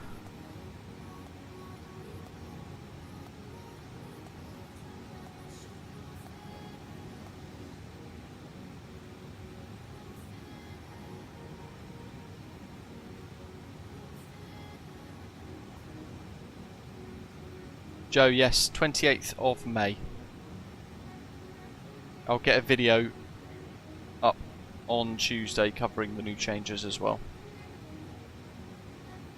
I'll keep that poll open until it gets to the 10-minute mark, and then we'll stop it there to get like a bit of a dip sample from you guys.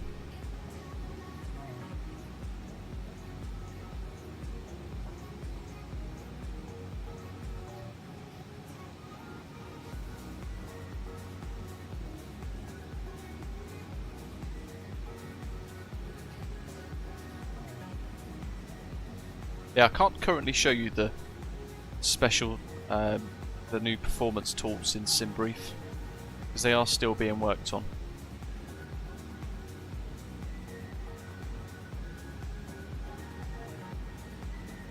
Nighthawk, you make a really good point there. So you can download DCS for free. You get the Caucasus map for free. If you wanted to try the Persia map, for example, you can download that on a 2-week free trial. So you can try it for 2 weeks for free before deciding whether or not you want to buy it. That's pretty cool. Same with the FA18 and F16 and things. You can try those on a 2-week free trial each as well. But as Nighthawk is saying, there are 1 or 2 freeware aircraft, like the A4E Skyhawk, that you can download for free for people that might be new to DCS, you know, trying to work out whether or not they're going to enjoy it or not. And that way you don't even spend a penny, which is pretty cool. Is Volanta Premium worth it? It depends on what you want to use Volanta Premium for. I use it for logging my flights, a custom stream overlay at the top of your screens, that's in Volanta Premium, and logging our flights together, adding loads of screenshots and all that sort of stuff. So that's what I use Premium for myself. Massive Simulations 32. Hello, mate. Welcome, welcome. How are you? Good evening to you.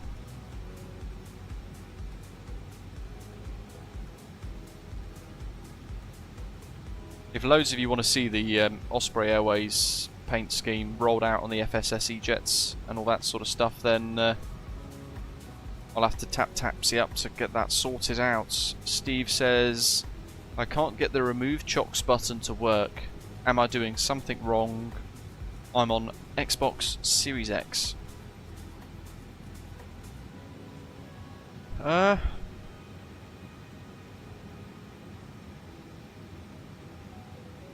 So you're trying to click toggle chocks there, and that's not working. Beyond that, I really don't know, mate, to be honest. Really not sure what to suggest. Maybe make sure that you've removed the jetway and you've closed the doors and things first. That might be something to consider trying before you try and toggle the chocks. And maybe make sure the parking brake is on as well. Make sure the park brake's on and try and remove the chocks. Beyond that, I'm not really sure what to suggest for that.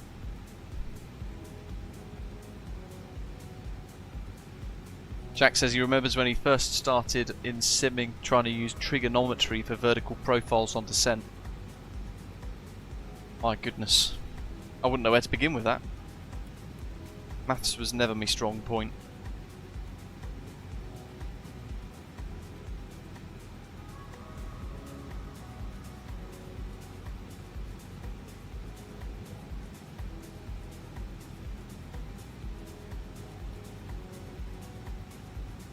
Nighthawk says, I think the chocks disappear automatically when you begin pushback or start the engines, so the sign will then stay red.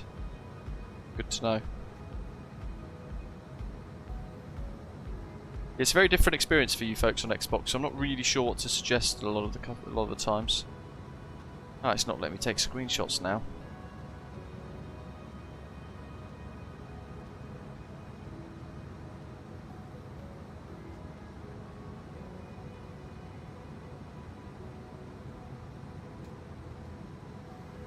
Very weird.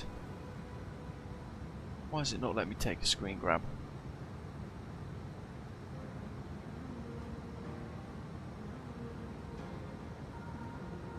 No idea. Let's skip that horrible track.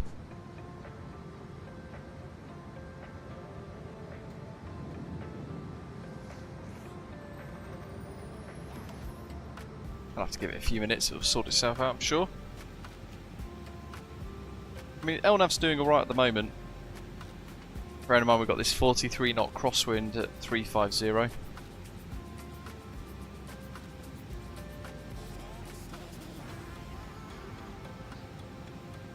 Wow, yeah. Trigonometry in DCS is something very different. Deciding when to release your weapons.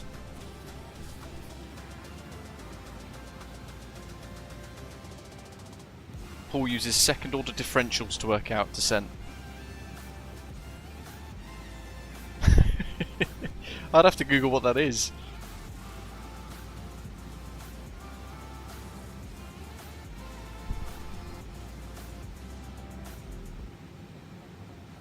Adamar, welcome. Hope you're having a good weekend.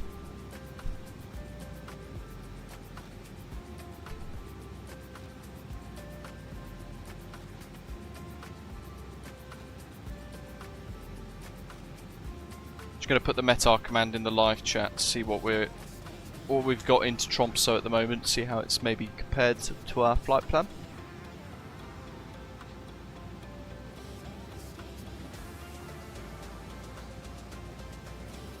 Looks like a crosswind.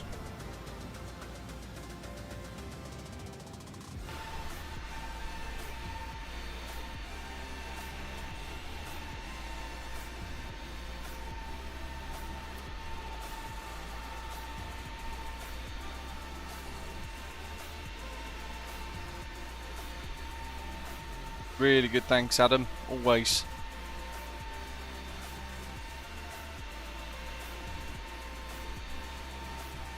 Nice to finally have Sim Update 15. I don't know about you guys, but I was getting a little frustrated with Microsoft Flight Simulator. Waiting and waiting and waiting.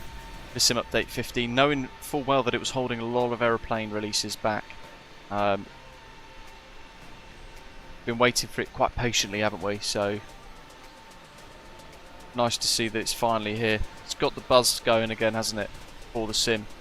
Knowing full well as well that in the next 6 months we're going to have Microsoft Flight Simulator 2024 releasing, with all that new game engine and all the rest of it, various missions and things in conjunction with High Performance Group and goodness knows what else. Probably the Aerosoft Twin Otter, because that disappeared under a cloud and they've been radio silent ever since. Will I get the TFDI Design MD-11? Yes. I haven't got access to the current versions and all that kind of stuff, but they have asked me to do a review on it, so we'll be doing that nearer to release when they're finally ready to do the final version, push that final version out to everybody, so looking forward to that.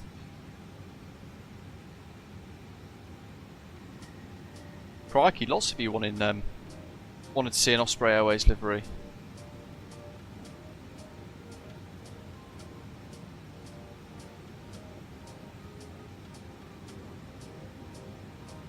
I'll take a screen grab of that, and I'm just going to go over to Discord and send Tapsy a little message.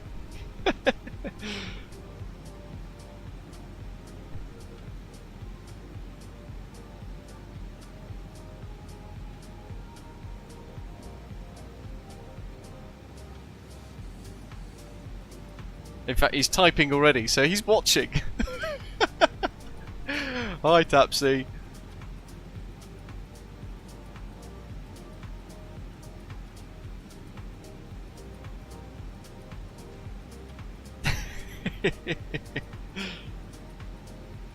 Dwal says another case of severe turbulence and injuries now, this time over Turkey, flight from Doha to Dublin. Let me guess, people weren't wearing their seatbelt even though the sign was off, which is said at every start of every single flight.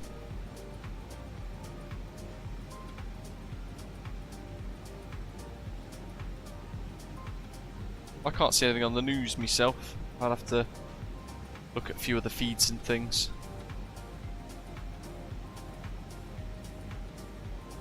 Right, let's set up another poll for tomorrow's Strike Monday. Missile Monday. What do we call it?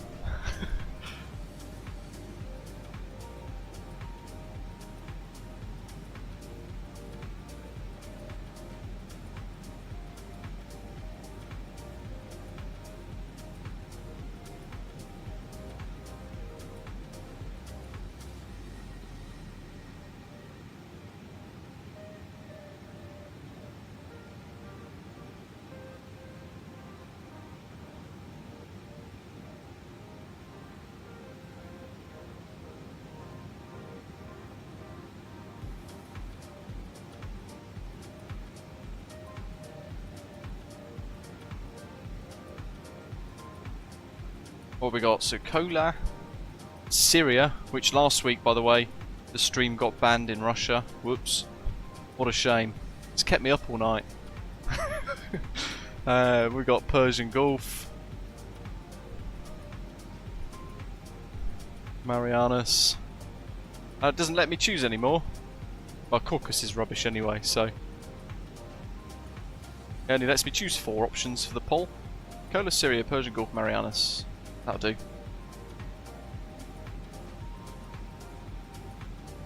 So there's the new poll for tomorrow's DCS Missile Monday.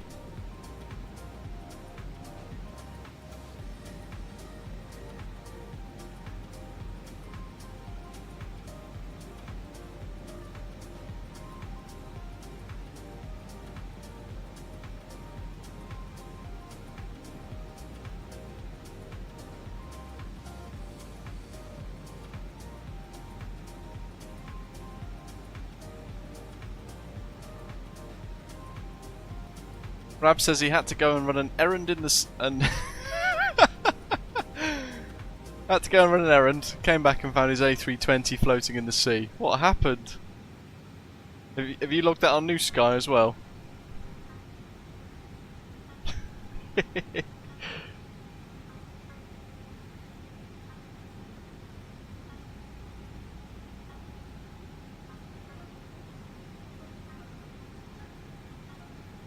Oh, by the way, on New Sky at the moment, across the whole New Sky network, there are 104 flights online. 16 of those are Osprey Airways flights, which is epic.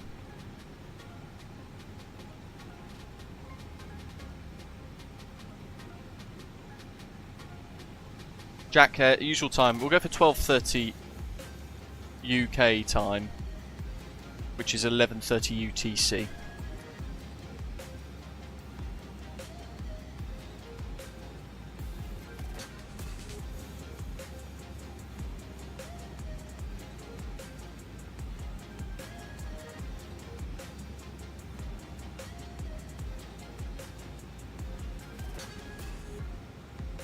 Oh yeah, RAF pilot dies after Spitfire crash.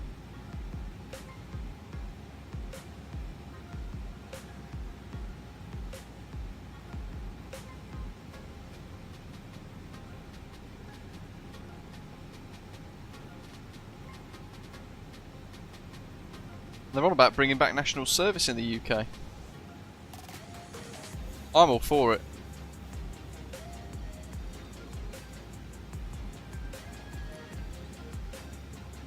Might teach people to respect one another again and have some sort of resilience. Passengers and crew injured in turbulence on flight to Dublin. There we go. Incident comes days after a British man died on a flight after extreme turbulence on a Heathrow to Singapore journey. Emergency services are at Dublin Airport after 12 people were injured on a flight due to turbulence. 6 passengers and 6 crew members on a Qatar Airways flight to Doha to Dublin were hurt after experiencing turbulence over Turkey. I love how they didn't bother diverting. I'm sure there'll be very minor injuries then.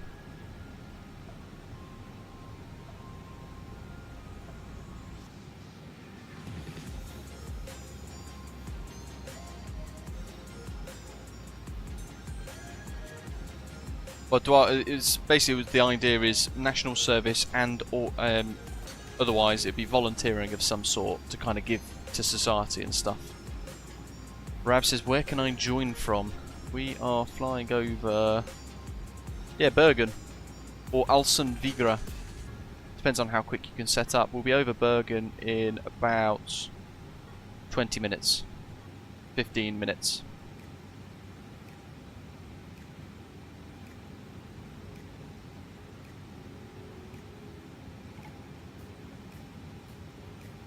Jack, awesome. It's good fun, but you do need the right hardware for it. I've really struggled with DCS in the past, and because I haven't had the right hardware, the right hardware for it. Now I've got all this WinWing fighter jet stuff. It's actually propelled the learning into a fairly stress-free experience. Definitely feel like I'm getting my head around it quicker. Loads of ships around here now. Look at that. Big old gas ship.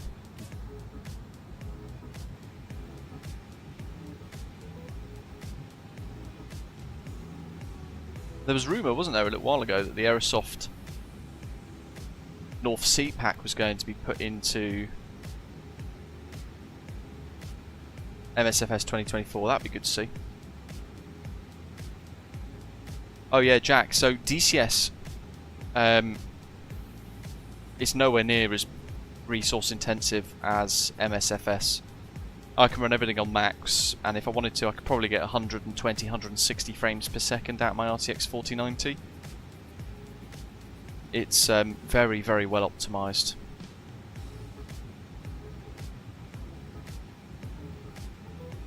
I think the minimum spec is really low for DCS. Kind of like X-Plane 11 kind of level. Living the Dream says he loves the idea of national service in the UK, but he worries about some wee Neds in the East End of Glasgow being taught to use firearms. Very true. There is that. But a lot of these kind of scumbags and stuff don't know how to behave because they're not brought up properly. pick them up and you throw them into a military situation, a military training regime, or whatever, it will get them into a regimented state of mind where they get up, they do their bed in the morning, they've got to learn how to iron their shirt and get a crease in a very specific way, ball the shoes, all that kind of stuff. Gives them a bit of self-respect, teaches them to respect other people. Dare I say, it'd probably be better than the prison service can actually handle rehabilitation at the moment here. So that deviates from the topic a little bit. But yeah, I'm all for it. Keep them away from all the helicopters and the jets. We don't want them hanging out at the back of a Chinook. That'll only go wrong.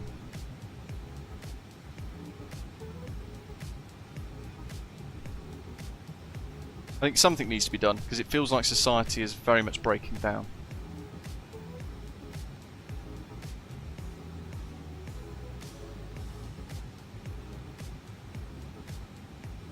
Yeah, flight peripherals, Jack. So I've got the Winwing HOTAS Orion 2 F15 EX2, I think it is. And then I've got the Winwing F16 HOTAS as well, with the EX extension. It's pretty neat. Quite expensive, but amazing build quality. And it's like almost plug and play. So I've downloaded a profile for the FA18. I've had to learn all of the keybinds and all the click spots and all that kind of stuff, but beyond that, it's really quite enjoyable. And Cola Map by Orbex is actually all of this. This region we're now flying over is in DCS now, thanks to Orbex, which is pretty neat. Albeit not under the same level of quality, but that'll happen at some point in the future. Captain Loki says hello. He's saying hello, everybody.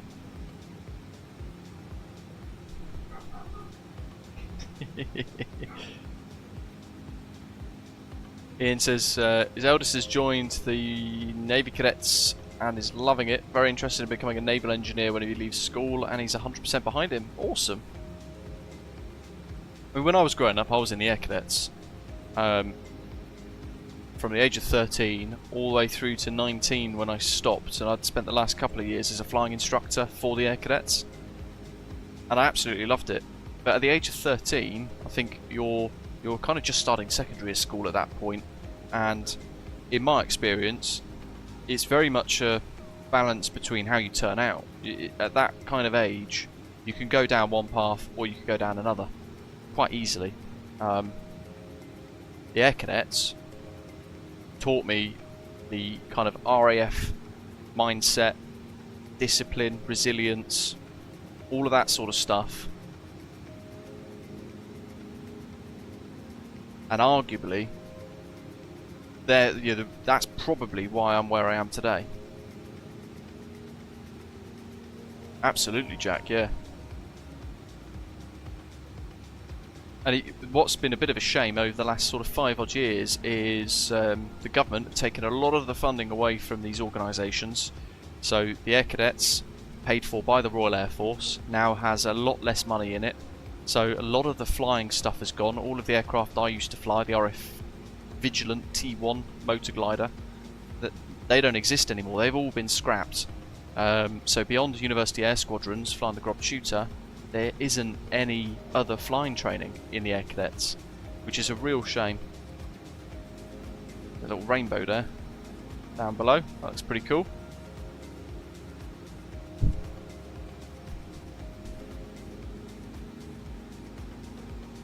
I think years and years ago, the Sea Cadets in the UK were branched off away from funding from the Royal Navy into charitable status, so I think they operate as a charity now, completely independent from the Royal Navy, but with obviously the links to the Royal Navy, naturally.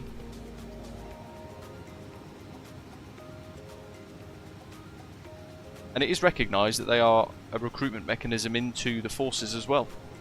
Most people in the Air Cadets that I was with have gone on to serve in the Royal Air Force, the Royal Navy, or the British Army, so it does work for kind of recruitment and retention and things.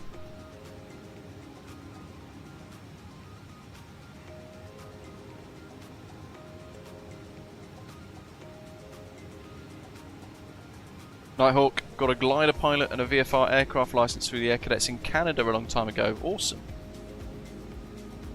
Jack says he's mentioned that before. Each Sea Cadets unit is its own charity. God, that sounds actually quite complicated to structure then. 100% Ryan, yeah, 100%. At the very least, a sense of belonging, isn't it?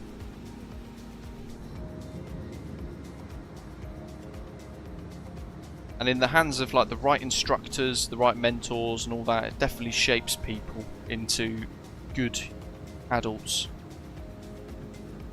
So I'm all for things like national service. I'm all for it. I think it's fantastic. I think it's long overdue, in my opinion. Gives the youth a fantastic grounding in respect and responsibility, Ian says.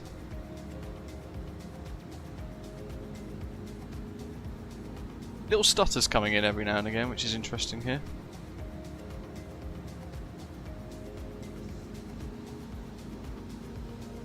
Paul was in the air training corps back in the day as well. 3 solos in a glider. Couldn't even drive a car at the time. I know, how awesome is that? When you look back, it's pretty epic, isn't it? I was flying before I was driving as well, which is mad. Great summer camps at RF Scampton with the Vulcans and their experience. That would have been absolutely mega to be part of, I'm sure. Especially with the Vulcans there at the time. Wow.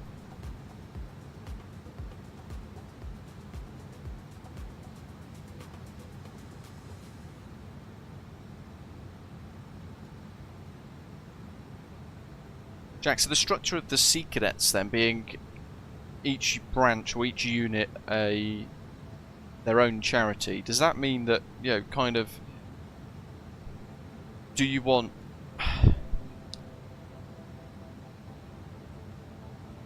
is it kind of like a postcode lottery? You know, that a Sea Cadet squadron in a very rich area like Henley, for example, Henley upon Thames, Sea Cadet squadron there will probably have a lot more money pumped into it than a Sea Cadet branch somewhere else. So is that where there's a bit of a postcode lottery attached to that kind of structure? I don't know.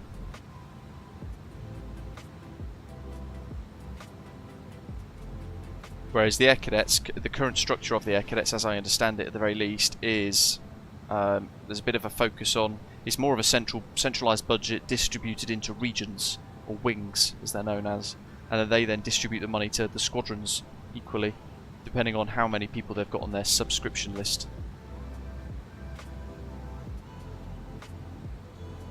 Living the Dream says, I'm going to be in the US on July the 4th, so after the national service announcement I'm going to apply for a postal vote.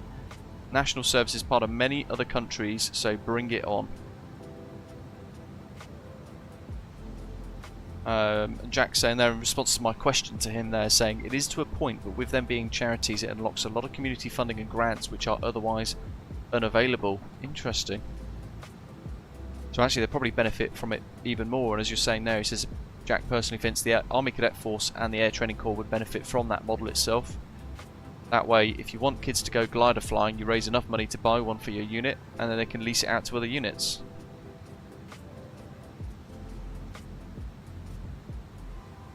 Good old Scandinavia, always looks good.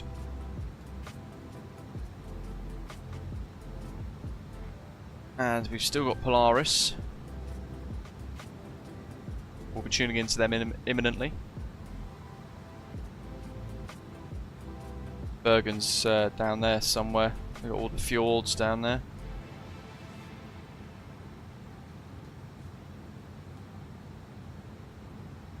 South Korea's definitely got compulsory national service because they're technically in a bit of a state of war still.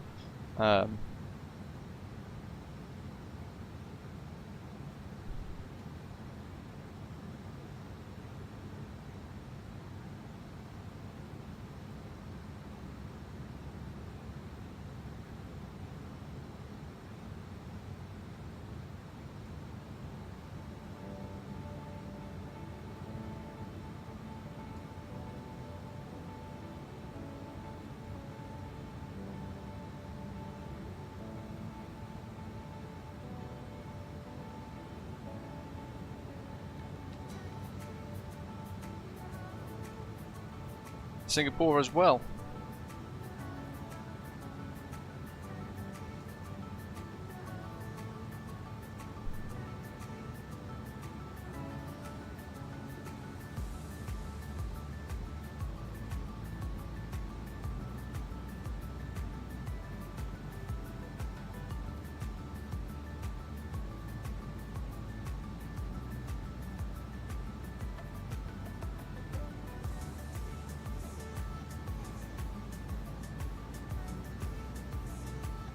Absolutely, Jack. And then the Royal Navy, for example, are finding that they can't recruit sailors anymore. They can't recruit people to work on the ships, and they're having all sorts of staffing issues. But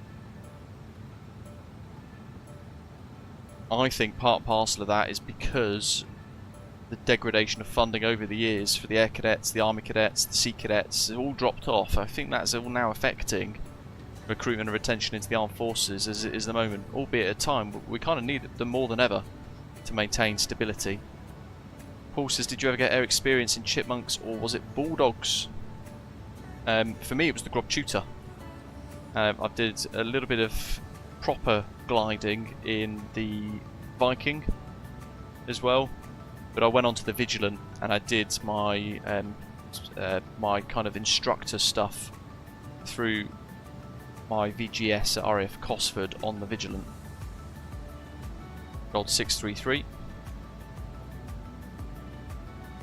Canadian Flight Sim are nice, it's a long tour. Only a couple have finished it.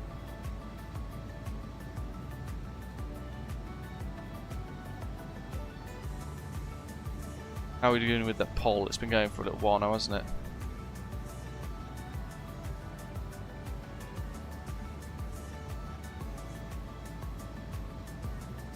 Yeah, bang on, Jack. Ian saying as well, saying, to be fair, from all the hype about Sim Update 15, he's yet to see the massive uplift in performance. Has anybody else in the live chat noticed any? I've noticed that my sim has been loading up a bit quicker. Why? I can't take any screenshots at the moment for some reason. I don't know why.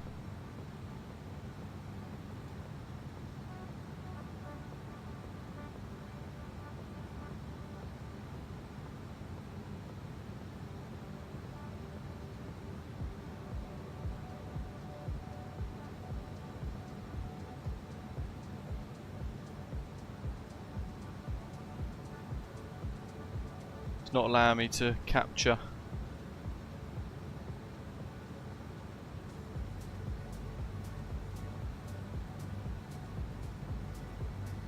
Screen grabs. Oh, now it is.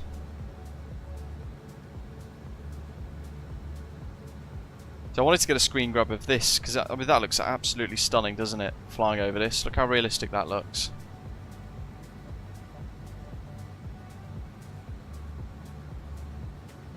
You need a little bit of this cloud to break.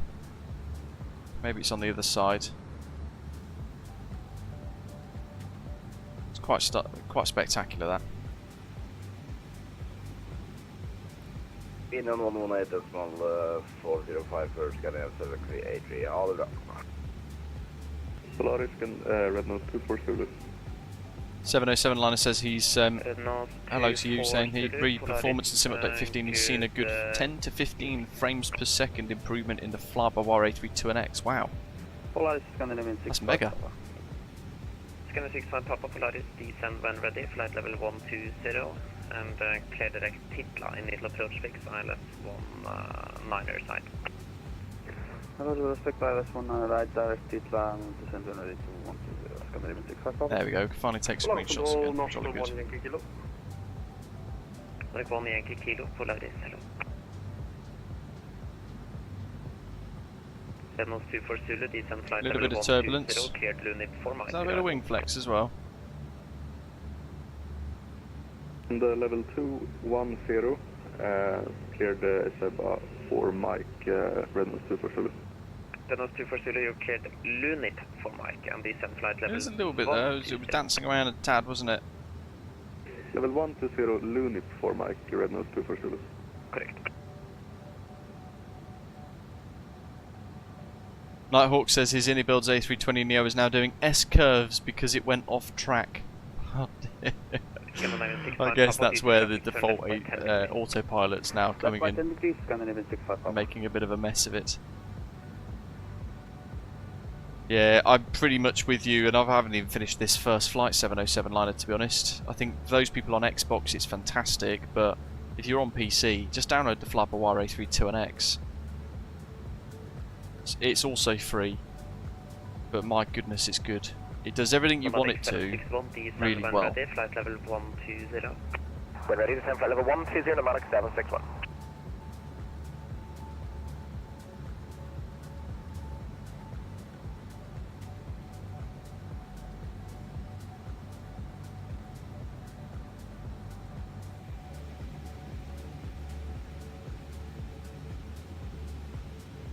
Ryan, I'm not massively confident, to be honest.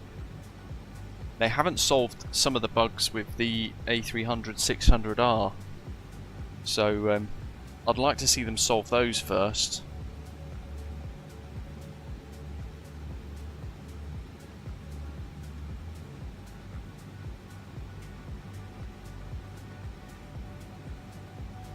Scanner 65 Papa, resume all navigation direct titla. Crikey, MPS. I'm guessing you don't cap your frames per second then. And is that with frame generation on with your RTX 4090? That's impressive, my goodness. 118 frames per second, sheesh. Nordic 4424, cleared Belgu 3 Mike arrival.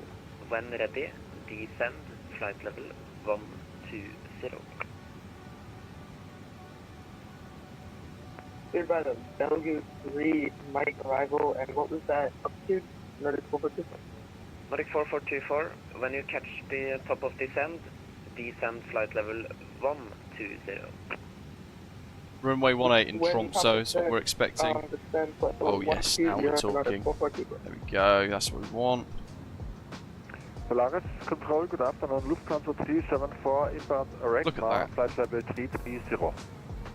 Lufthansa 374 Polaris, when ready, descend flight level 120. That'll be me, contact me. Lunik for Mike arrival. Oh, we got a different one. Lufthansa 374, we are ready for descent now and are descending flight level 120 and cleared Luni for Mike arrival.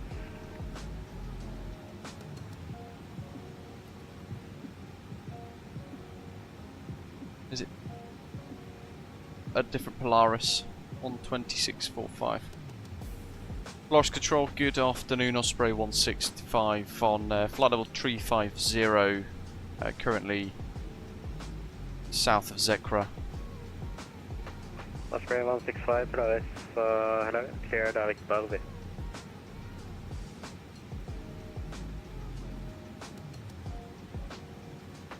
Polaris Control, good day sir. Good day, says, do we go for a flat 3 landing? Request IFR clearance to Munich. No, it's going to be full flat. The runway is 2,451 meters. Go for full flat. Osprey 165, direct Barbie. Direct Barbie, Osprey 165. Right, Flicker 1 for Mike, Polaris, hello. You cleared München. Cleared 570 nautical miles. 990, squawk 5713. Oh, now it's frozen on you, Nighthawk. That's not good. Sounds like you need to get it back in the hangar, mate. So we're going to go ENTC arrival. Let's go across so we can get both screens up. Bam, charts. So we've just been given direct Barbie, which is there. Inbound 030 degrees to Ulnik. 22 miles then to BAM, and then non-roof for the clearance limit. 5,000 feet roughly around that point, and we want to configure for the ILS runway 18. Currently you can see on the left hand side of the screen on the charts 10 knot crosswind, 2 knot headwind. So a little worried about how this is going to handle based on our departure being so sloppy feeling. Barbie 1 Mike. No transitions. Approach via non-route. Yes, that's better. ILS 18, non-route, Barvey 1, Mike, insert. Cool, that hasn't broke anything, good. So Barvey, Ulnik, BAM, non-route, Ogbod. That's the final approach at that point, 183 degrees, Baxus. Short final, Kilo Victor Valsand NDB. That's 7 miles. Actually, it's more like, yeah, about 7 miles. And then touchdown, followed by blue for the missed approach. It does have holds in there by the looks of it. And then the approach phase, if I just bring up the METAR on the left hand side, 270 at 10. Temperature 14 degrees Celsius, and the QNH 1022. Transition altitudes by ATC, 1022 is quite high, so we'll go for 8,000. We'll just we'll double check it against the ATIS to see what it says, and our missed approach, category C, 321.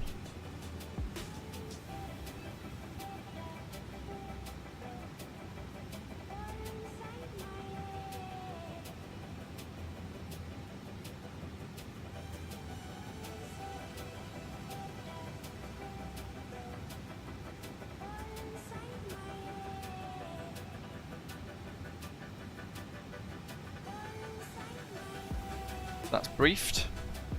Just gonna have a look at the VATSIM ATIS at Tromsø. The Flubber A320neo is loads better Pascu, in my opinion. Information Hotel, runway 18, transition level 80. Good. You guessed that right.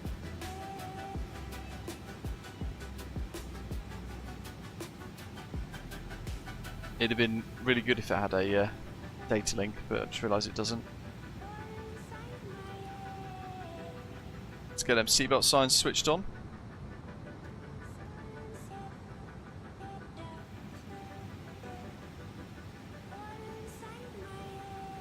MPS Gamer says he also uses DLSS DLL file 371 versions way newer than the original. How'd you download that then? That's not something that automatically updates, is it? So I'm guessing I'm on like an old DLSS DLL file. I don't really know how all that works. Very confusing. Right, what have we got? I think we're pretty much there now. Weather, minimums, approach, all done.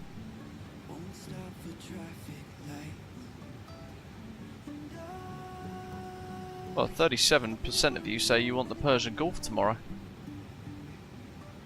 25% say the Kola map.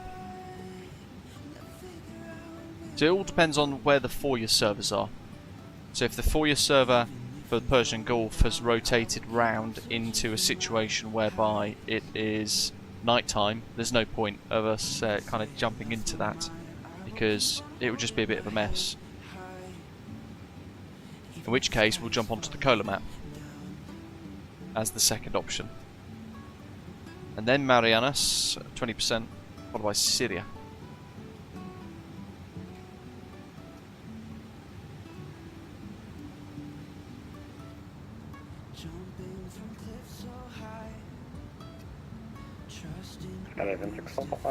Use the DLSS swapper. 6 Papa, taxi via Yankee and Echo, backpack line at 18. Good point, living the dream. Let's double check. That's something usually I'll have a look at a little later on. Yes, TR 1099. Hello, control, good afternoon. Scandinavian 669. Course is wrong though. Charts. Scandinavian 669 up loud is hello, the traffic descent flight level 350. 183.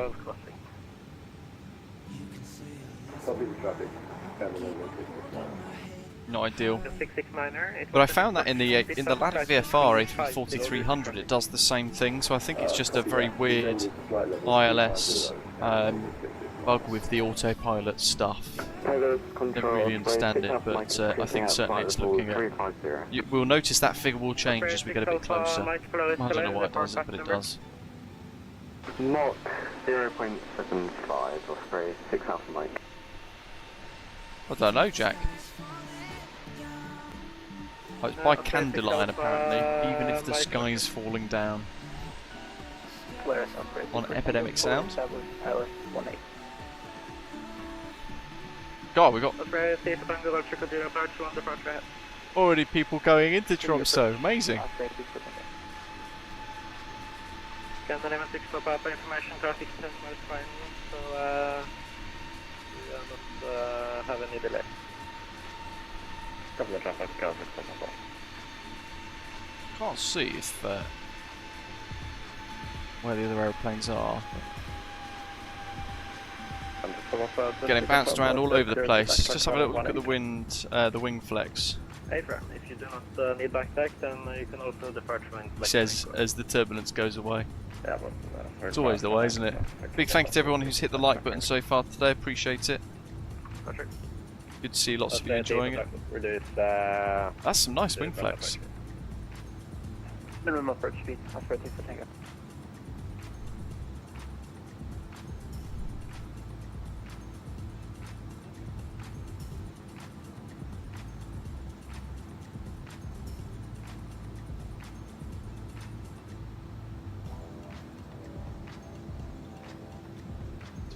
Your flight plan line, I'm guessing, is probably what we can expect flying into Tromsø in this iniBuilds A320, right? This is Nighthawk's flight plan. It all looks fine there, look. To Ripham, and then at Ripham it just starts to poo itself a little bit, and then he's doing the old wiggle wiggle. Oh my goodness. It's getting wider and wider. Wow. Oh, it's really struggling, isn't it? And there he is. Still wiggling.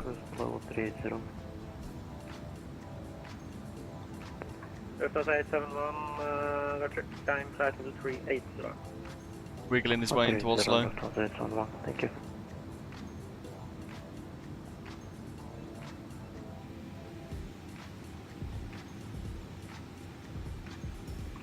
Bird 45 Golf, are you on frequency?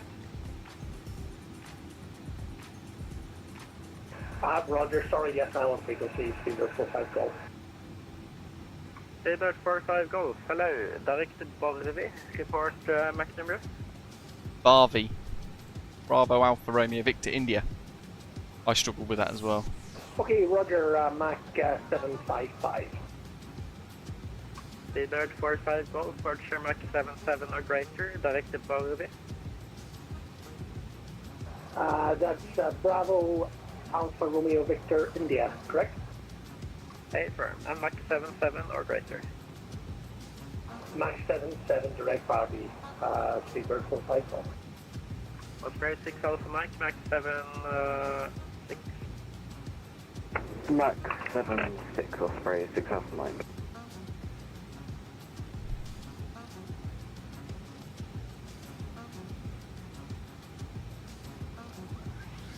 In fact, just thinking of the Cola map for DCS.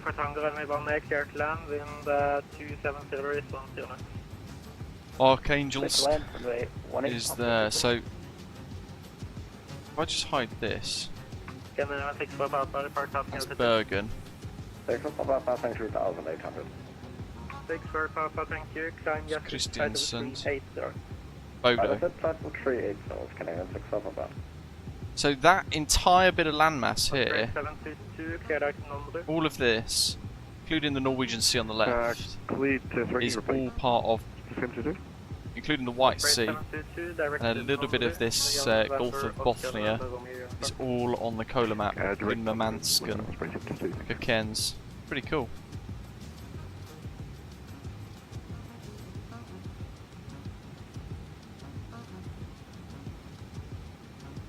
Alaris, the Flyboy A320neo I think is night and day, loads better than the iniBuilds A320neo. To be honest, this will probably be the last time I fly this, based on its takeoff behaviour alone. It's got some really nice things going for it, but you can tell it's a default aeroplane. it doesn't quite have that bit of polish and all that sort of stuff that the Flybywire A320neo can just do very well at. A lot of the things that they just don't really compete, in my opinion. Bing. But this has a cabin, and the cabin's pretty nice. Now, because this is an official A320neo in the sim, what I would like to see maybe is whether or not Fly-by-Wire will move all of their stuff across to this model. Because that would be quite cool, wouldn't it? The exterior model and everything looking really quite amazing. I'd like to see what they can do with this to improve it and put all the Fly-by-Wire systems into it. Who knows? With all the work that's gone into it though, to be fair, I probably doubt they're even considering doing that. Scandinavian 669er cleared direct Bantu, Bravo, Alpha, Mike, Papa, Uniform, expect straight in left, runway 09. Clear direct to Bantu and expect clearance straight in from there, Scandinavian 669er.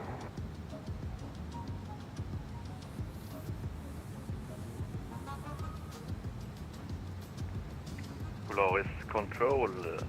Is there anything I need to bear in mind for the landing? Paul's there saying you wait till the landing. It doesn't sound too promising, is it? 3 Mach speed decimal 8 Osprey 59. Is there anything I've got to really kind of be careful of or bear in mind for the touchdown? I'm going to be using full flap and low auto brake, and then I'll slow down with manual braking. Bit of reverse thrust as well.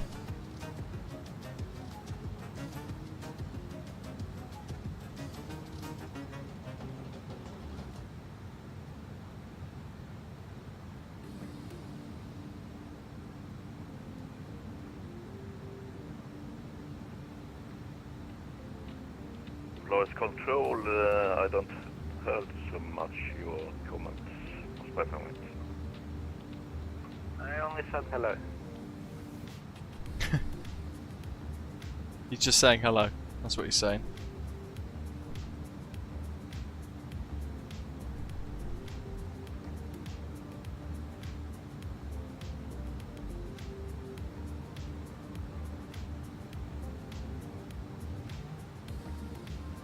Proper rocky. So yeah, I was in DCS the other day. Osprey 165, cleared by the V1 mic arrival. Cleared bar V1 mic arrival, Osprey 165. Blasting around in the FA-18C, round all these fjords, Cleared by V1 mic arrival, speaker 659. going upside down and all sorts of Osprey stuff. 6 Alpha mic, cleared by the V1 mic arrival. Cleared by V1 mic arrival, Osprey 6 Alpha mic. Osprey 5908, cleared by the V1 mic arrival. Cleared bar V1 mic arrival, Osprey 59.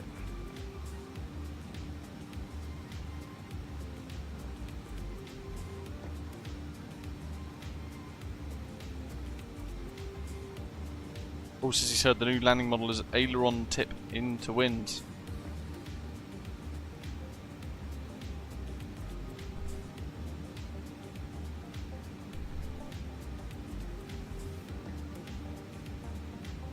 Be very interesting if it does happen.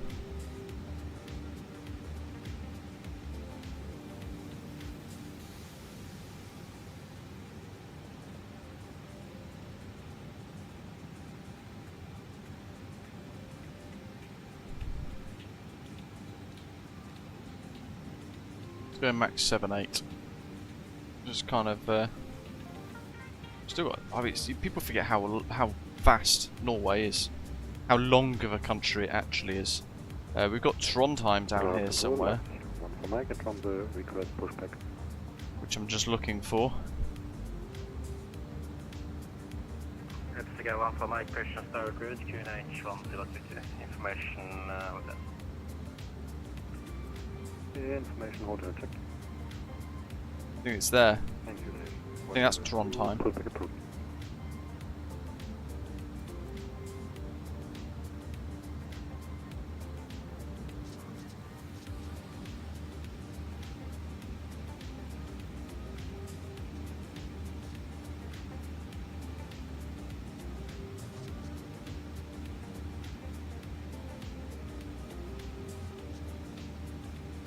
When we get past Bodo, then we're in the same area that the Cola map contains, which is pretty cool. Which is 1,000 nautical miles, 1,000 kilometers north to south, and 1,500 kilometers east to west. Incredibly vast.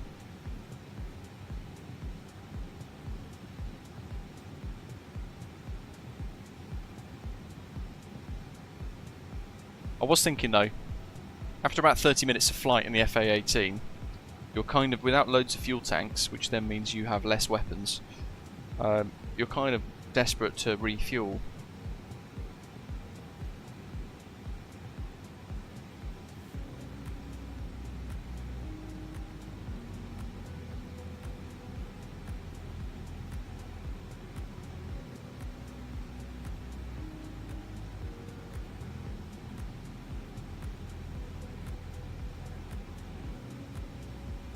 So you would need like a line of tankers every couple of, I don't know, every 500 nautical miles to refuel from, so you can get like those longer range missions.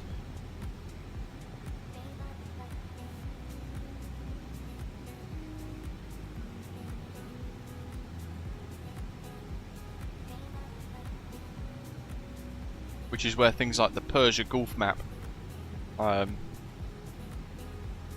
a bit nicer in the sense that the size is smaller, so you can go run into something, deal with it, head back to the carrier, land back on the carrier, re-equip, blast off again, and then re-engage, which is quite good. A little bit more intense. Still determined to do another refuel.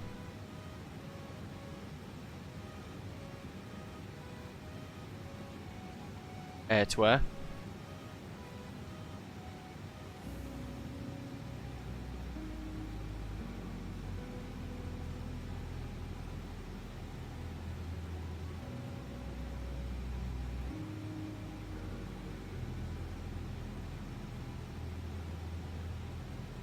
Scandinavian 669 requesting descent. This is Scandinavian 669, descent side level 140. 140. What we got? Is it 0? That's the one.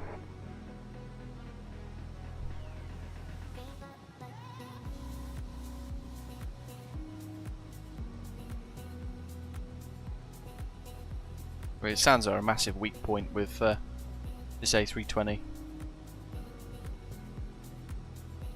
They've really struggled with the sounds with the A300 as well, and they still haven't quite got it right. You know, over 10,000 feet, they go almost non-existent. Control, Osprey 42 Yankee Whiskey, mind if we step away for 2 minutes? Adrian, I'm not sure, to be fair.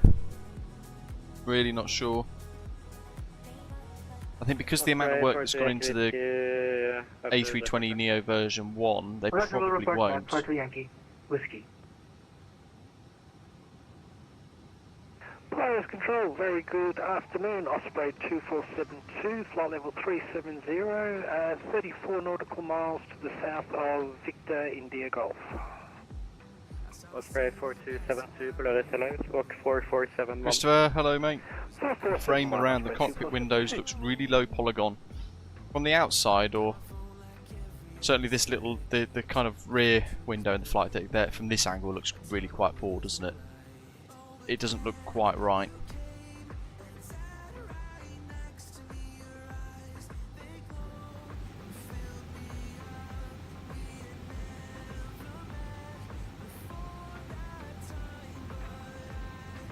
Osprey 2472, identified, scared, direct to Bavity. Direct to Bavity for Osprey 2472. With some nice details though. Osprey You can actually 2472, read that sticker. 1 mic right. Clear by the Bavity 1 mic arrival for Osprey 2472. I'm very tempted to press that. Does that work? Oh, it does. 1 for mic request, thank you. Loudspeaker 1 for mic, taxi via Yankee Echo. No, standby compass doesn't work. Spitfire F100, good afternoon. Welcome. How are you? Line up 1-way 18, left 0, 1 for mic. APU test and stuff works. Polaris Dragon 5 with information.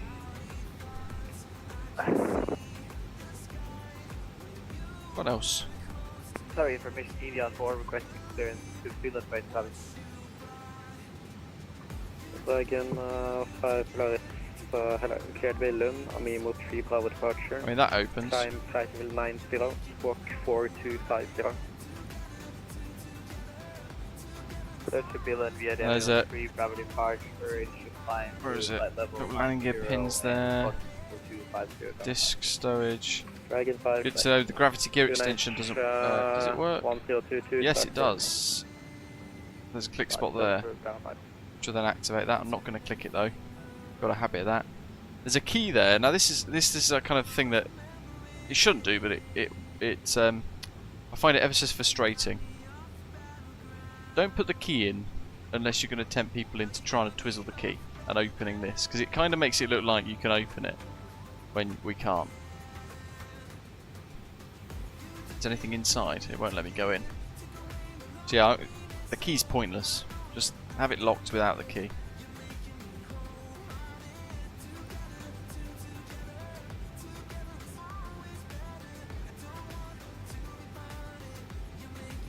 Nighthawk says his airport is missing. My goodness, that's not very good. You need one of those to land.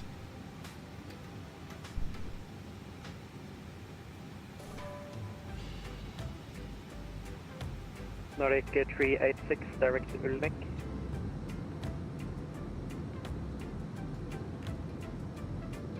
We've got our own custom cabin in it though, which looks pretty neat.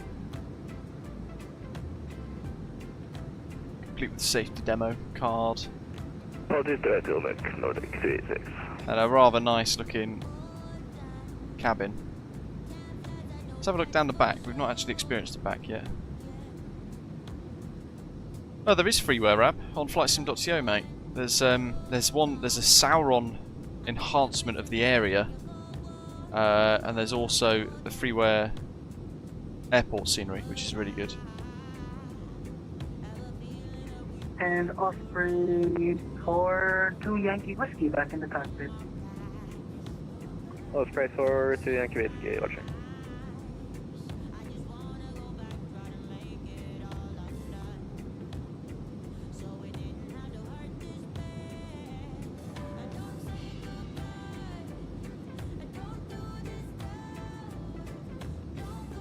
Pretty swish.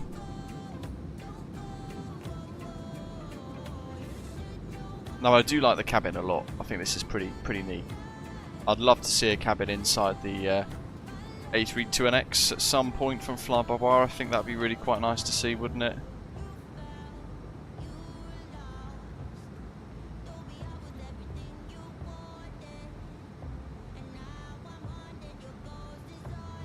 Especially now we've been able to put our custom stuff in. It's all our custom livery stuff. We've got our own wall and everything there. Look at that. Very snazzy.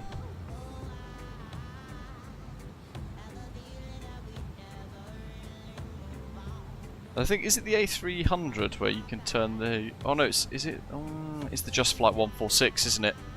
You can turn the coffee machine on. Things like that. I wouldn't expect this to do that, but it's always worth just double checking to see if it is a feature. And before I'm asked, they've not modelled the lav, no. Oh, I can almost go in it though. Oh, there's no toilet.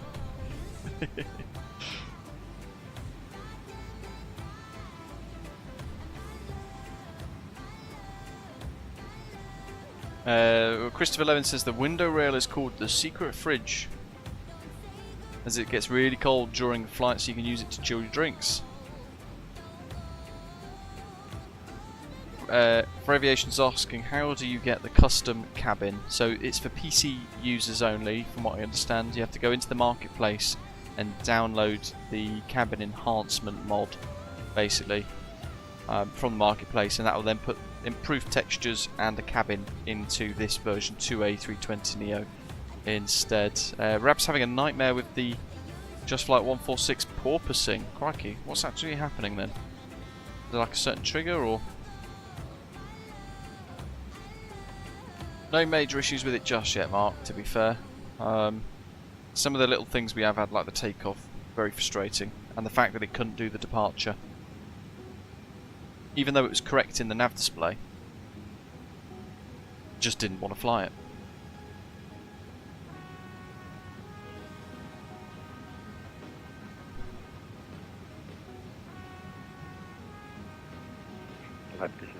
Mike, ready for departure. Takeoff 1 for Mike, sir. Wind 26 over 8 knots, runway 18 clear takeoff. Runway 18 clear for takeoff, left here 1 for Mike. Ramp, crikey, that's not good. Hopefully that's not a bug that's been introduced with the update.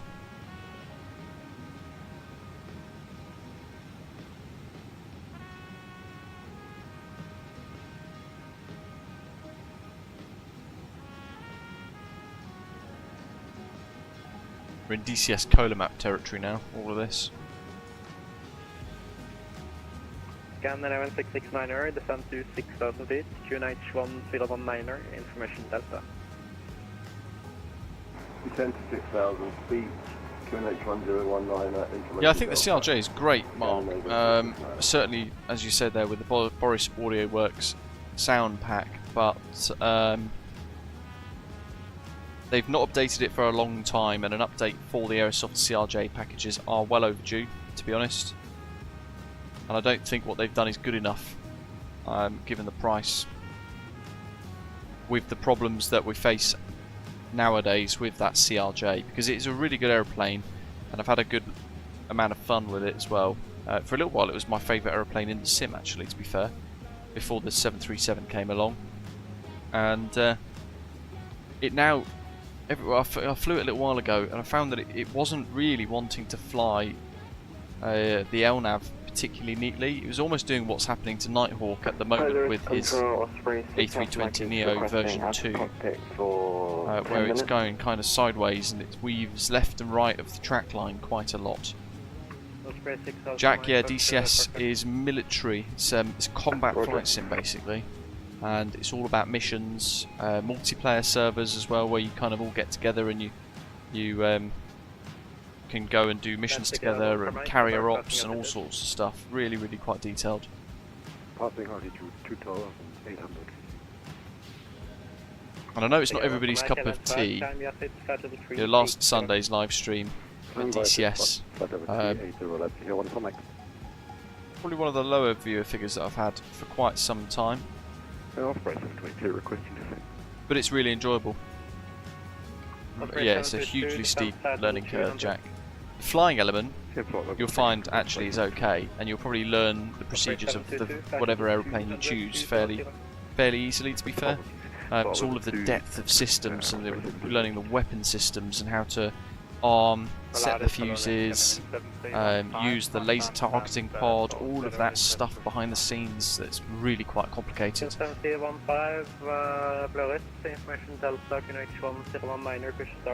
Williamson, what does SimBridge do for extras? SimBridge allows you to use terrain mapping and I think weather radar in the Flabawar A320neo.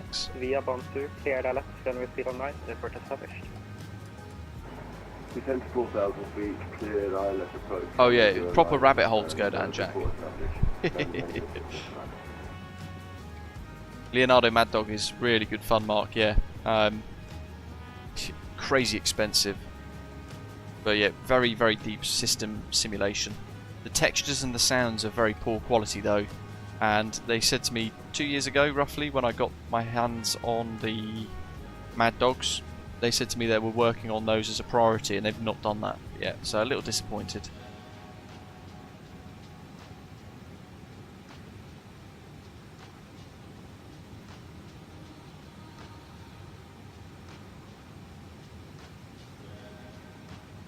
A weird kind of, not very square nose, that modelling there is very weird. Yeah, this should be a nice smooth cone, and it's not, look at that.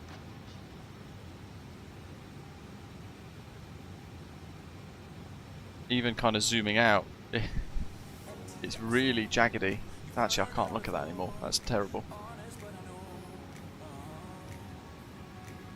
Yeah, but at £90 to £100 mark, that's one thing I've always disagreed massively with. For £90 for that add-on for the Mad Dog, you should not then have to pay for a sound enhancement. Albeit a couple of quid, but still. Lufthansa 871, contact below control 127.250. 127.250 Lufthansa 81, choose.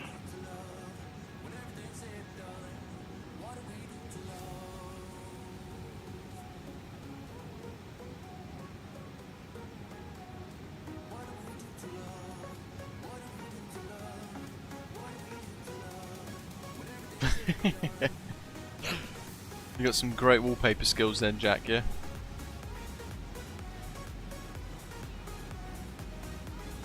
Helsike av for Mike, direct to Ostak. Let's go Mach 80. Direct Ostak, left to show 1 for Mike. I'm nervous for the landing for this. I don't know why, but I've not heard very many good things.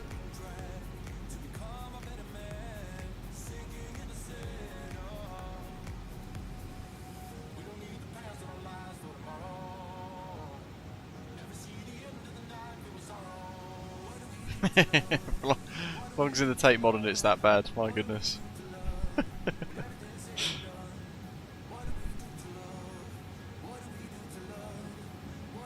It's got some really good bits to it, you know, the weather stuff here, this weather radar panel here, I think is quite cool. It's nice to see that. Some of the textures and things are very quite nice, you know, really quite nice, but system stuff lets it down.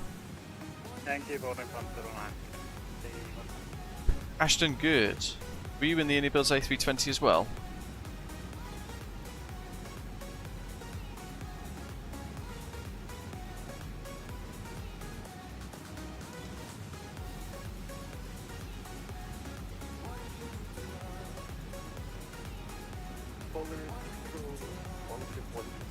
Nighthawk, I'm sure it's fine.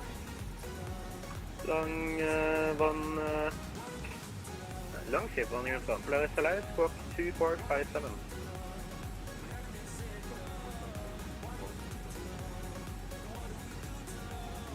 Osprey 42 Yankee Whiskey, request descent. Osprey 42 Yankee Whiskey, confirm reaching top of the stand already. Still quite far out. We're about to reach top of descent here, Osprey 42 Yankee Whiskey. Osprey 42 Yankee Whiskey, Roger. Direct non-route, defense flight level 200. Flight level 200, direct non-route, Osprey 42 Yankee Whiskey. Crikey, yeah, you're quite far away. I don't think the landing VFR has got that quite right. Osprey 722, defense flight level 110.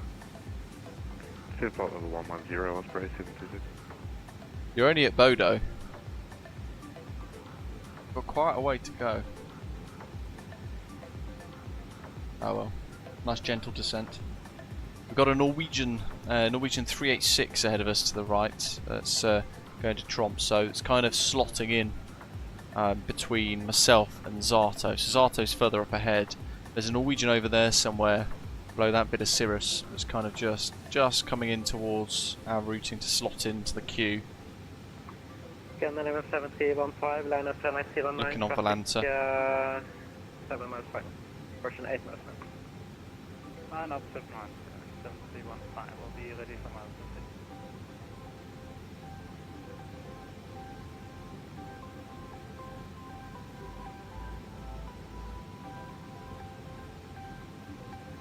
Scandinavian 669er, fully established. Scan 669, continue approach from departure height. Mark, yeah. He's saying there for him, what's the point in an automated airplane like the A320 that can't be put in managed mode very well because it kills the immersion for him. It's fair enough. First scan 117015, wind 1308, 1009, caretaker. Cured, it's okay. I think if you're on Xbox it's fantastic. If you're on PC, pointless. Don't need it. Just stick with the fly-by-wire A320neo. That's my opinion. Because that is a lot better. From what we've experienced so far. Haven't got it on the ground yet, but takeoff was an absolute shower. It just wasn't right. Not good at all.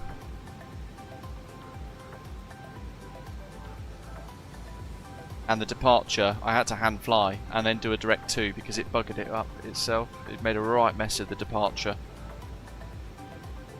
So you can't use it confidently on VATSIM without it mucking something up. Whereas the Flyby A320neo by contrast, A, it's free, B, you know it does exactly what you want it to every time, like it should.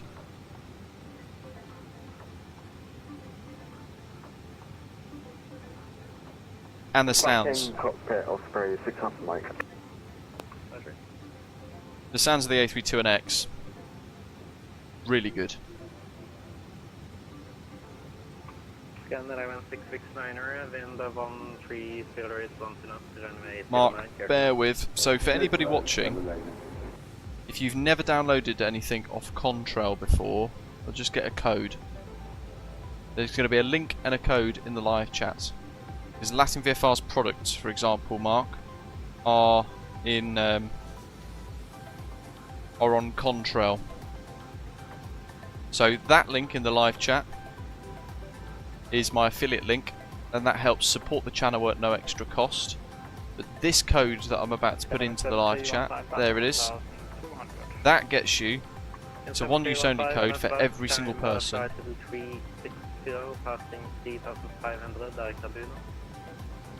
10% off your entire order value.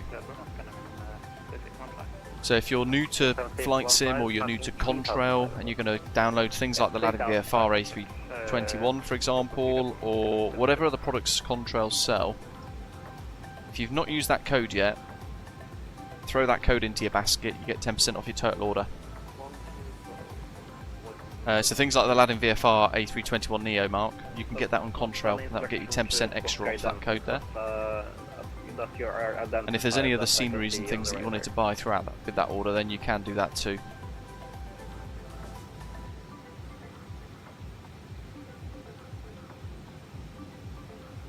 And don't forget, with that, you want the mod, Mark, so you want to go to the Horizon Simulations website or their Discord server, download their installer, and you then want to install the mod which improves the Latin VFR stuff. It brings it into Flyby A320neo and level of brilliance. Definitely want to do that. Stand 43.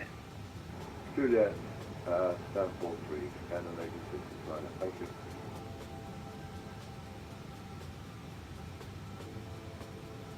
Yeah, don't forget, 28th, we're going to have a special code for Navigraph. You get 1 month free for new people signing up to Navigraph Ultimate Monthly or Ultimate Annual.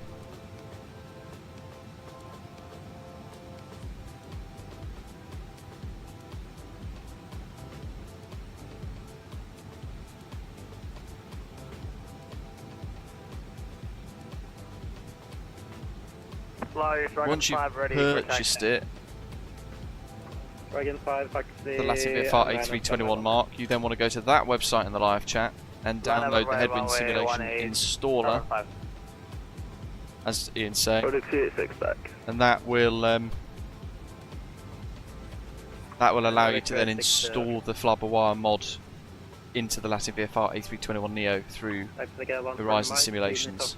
Yeah, I've got it mixed up here. It's Headwind Sims installer, not Horizon Sim. Well spotted, Ian. Thank you.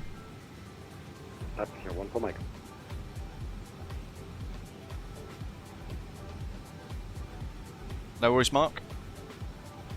So you might find there's a couple of things on your list, and actually if you were going to buy 3 or 4 sceneries and an aeroplane, for example, then that 10% saves you a lot of money, and you'll probably end up getting one of the sceneries for free, potentially, depending on all the prices of things. So definitely make use of that code where you can.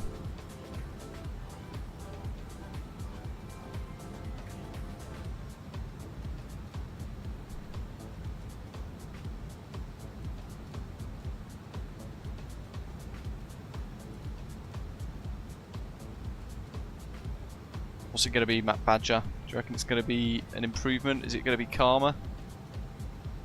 Or What have we got here? 10 knot crosswind apparently, which is stronger than the crosswind we had at Heathrow, from memory. Osprey 165 direct to non-road. Direct to non-route Osprey 165. It's handled, I'm going to jinx it, aren't I? It's handled all of these direct twos pretty well so far, touch wood. Got to be said. Not done too badly at all with those. 160. That looks like it's a little close. That top of descent there. Direct non-route. Direct non-route, speakers for 5 call. 172, 260 at 8.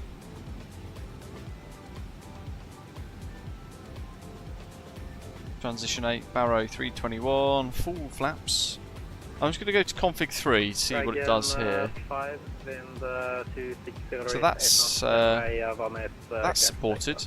But we're not going to do that. If we're flying Tromsø to Heathrow, we would. Runway 18 cleared for takeoff. And what did you say about flight level 600, Bravo 5? Have a look at the descent winds. Flight level 600. Yeah, the descent winds are in there as well. Also, we'll disregard the initial. It's nice to see it's downloaded that from the Simbury flight plan too. Nighthawk, no worries, mate. I think I'm going to probably have a bit of a red score after today, but as long as it's got profit, I don't mind.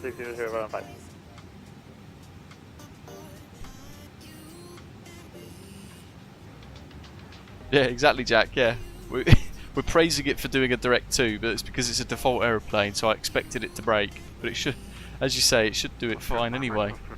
Shouldn't be a problem. We shouldn't be celebrating it for doing a basic task. Good point. Good point. When ready, descent flight level 150, Oscar Mike Foxtrot Juliet.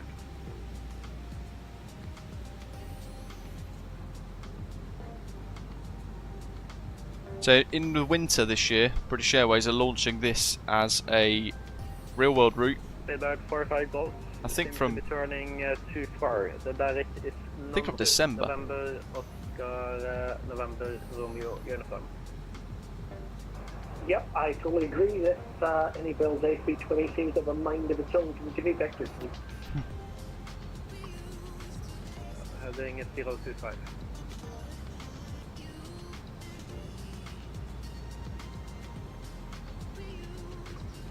Seabird 45 Golf. You too, Mark. Enjoy the code. Roger, turning right, heading 025. Sorry about this, I will get it back on course. Willem says VNAV's quite off, so watch the speed on descent and have your speed brakes ready. Brilliant.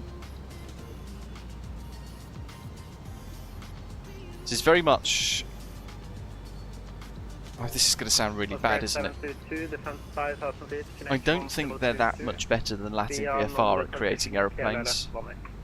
But they are learning quicker and they have a bigger team, so they are better at creating aeroplanes, but not massively better. Transition for 18. I don't know. Via non-route transition, clear left runway 18. So after non-route, you route Ogbod and descend as published. Cleared the RLS via non-route Ogbod. Apparently it can do holds, Ian. But I'm not convinced, based on our departure mess up, that I would like to put it to the test. Dragon 5 10,000. Dragon 5, Scotland Charlie.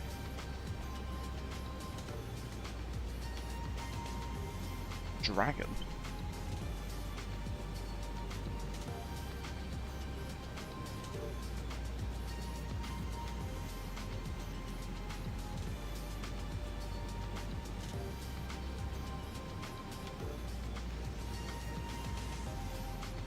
Oh, it's an F-22. Fantastic. Dragon 5. There's actually an F-22 on VATSIM. Oh my goodness. I thought that sounds like a military call sign. Yep, it is. Somebody's in an F-22. Logging well, Charlie, Dragon 5. Dragon 5, identify. Do you traffic fly heading 1905? So repeat heading for Dragon 5. Dragon 5 heading At least be proficient. 1905. Heading 195 Dragon 5.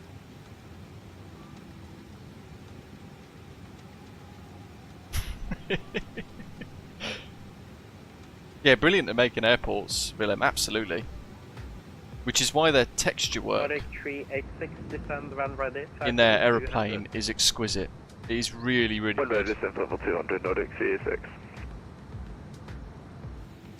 905 knots, oh no. Oh dear. Oscar Foxtrot Julia, descend 7,000 feet. It's going to Billund. QNH 1022, information Victor's current. Descent 7000, QNH 1022, and we have information Victor for Oscar Mike Foxtrot Juliet. I bet it's a direct flight plan as well. Dragon 5 on navigation direct Amimo. Oh, navigation direct, I mean, It is still 193 dwell. It'll be interesting. I think when we get a bit closer, we'll see what happens. But I might be hand flying this ILS approach at this rate, if it's that wrong, because the course should be 183, not 193. 10 degrees is quite a big deviation.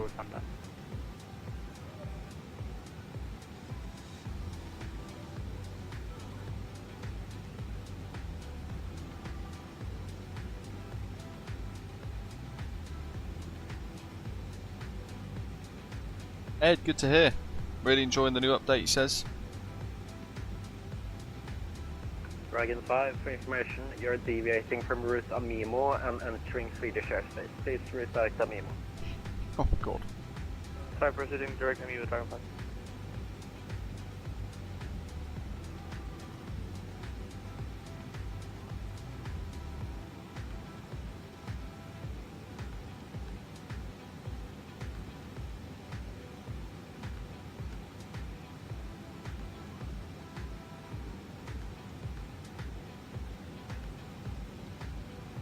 Yeah, he just busts Swedish airspace, that F-22.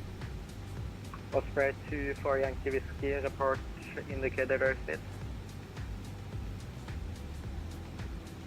He's at 38,000 feet apparently. Pressure altitude. Osprey 4 to Yankee Whiskey as well. Report indicated airspace. For the Yankee Whiskey, please repeat. Osprey 4 to Yankee Whiskey, report indicated airspace. I mean, that guy just needs to go onto DCS, whoever We that are is. currently doing Get a proper military jet, do some Osprey 4 to Yankee Whiskey, justice delivery. 290 or greater. 290 greater, Osprey 4 to Yankee Whiskey.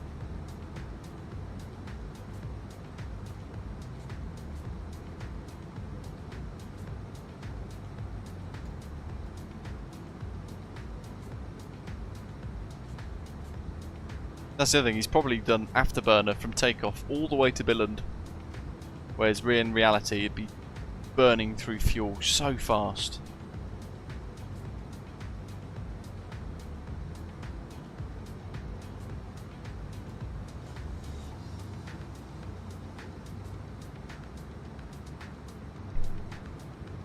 Like, when I started flying on DCS, I couldn't believe how quickly the FA-18 And Osprey 4 to Yankee Whiskey requesting further descent. burns through its fuel. Osprey 4 to Yankee Whiskey, you're still quite low and far out. Oh yes, he's gone offline now all of a sudden. Roger, 4 to Yankee Whiskey. I wonder if he's been dot walloped and booted. Because if I descend you lower, you will just become slower and traffic behind will overtake you, and that's not good. Roger, that Osprey 4 to Yankee Whiskey. You're gonna have to manually calculate your top of descent in that Latvia A340 Zato. On conversion 270 or less, Nordic 386.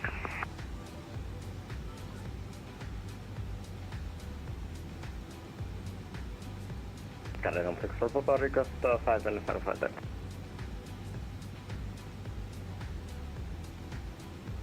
6 for Papa, appear the correct. 6 for Papa. 100. Longship 1 uniform, contact below control, 1. It's only 40 miles. 127.25 Really, when we start to tickle 80, we've only just passed Bordeaux. When we get to 80 miles range to the airport, I'm going to start kind of getting the nose down for the descent, I think. We want to be, where we're going, direct to Nauru, and that's going to have us at 5,000 feet? Ish? At or above 5,000 for the clearance limit in Nauru. So yeah, 5,000.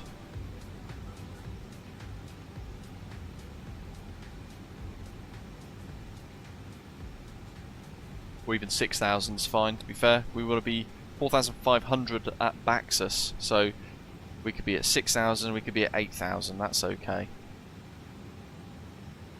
So we'll call 80 miles for top descent, just as an approximate.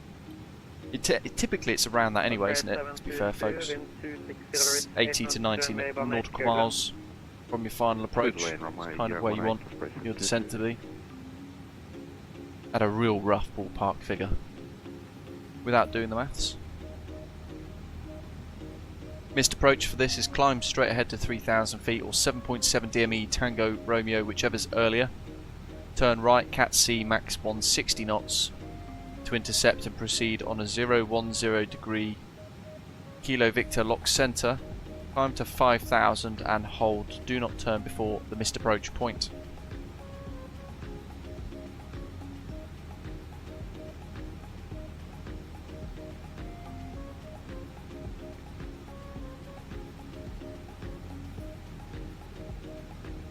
And the charts say ground proximity warning may occur at approximately 5.3 DME Tango Romeo if procedures flown at clean configuration.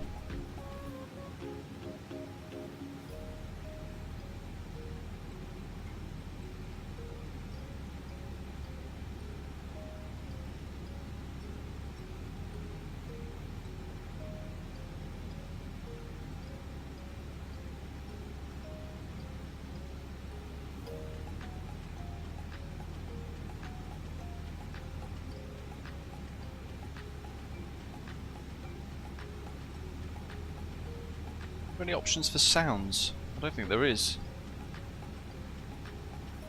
No. Oh well.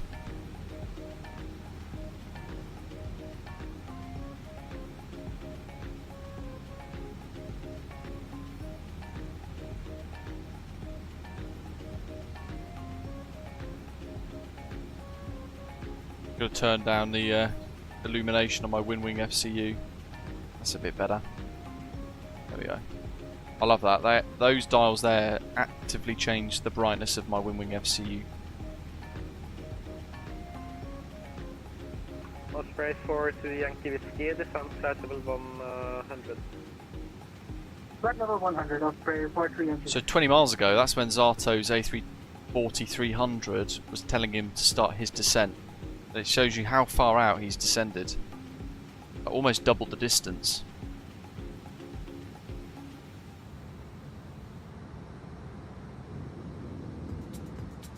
What we got here? Four views. Just enjoy a view for a little while.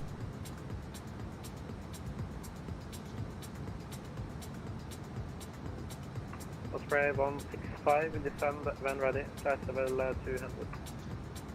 Descend when ready, flight level 200, Osprey 165.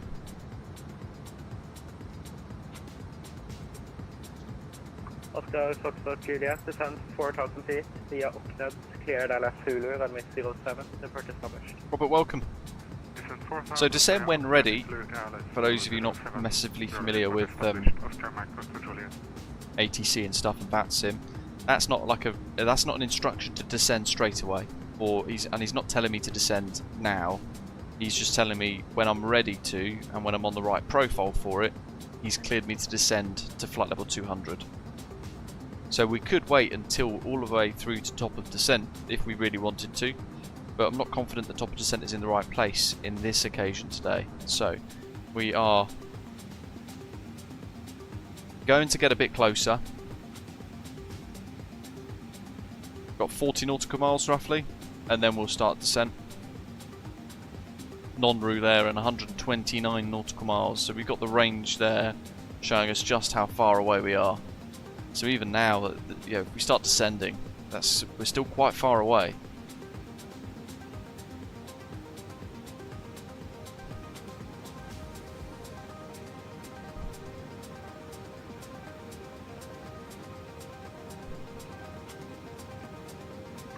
Sorry, 3860 descend, flight level Ooh, is that harmonic? 100. Love it. Old school.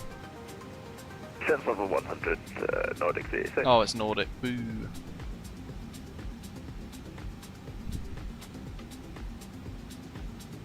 How good is the autopilot on lock, Alex? Not sure. 40 Yankee Whiskey, speed 250 knots or greater. Information Juliet is current. Jack says usually with this he descends straight away, but at a lower rate of descent. That way you can then save on fuel.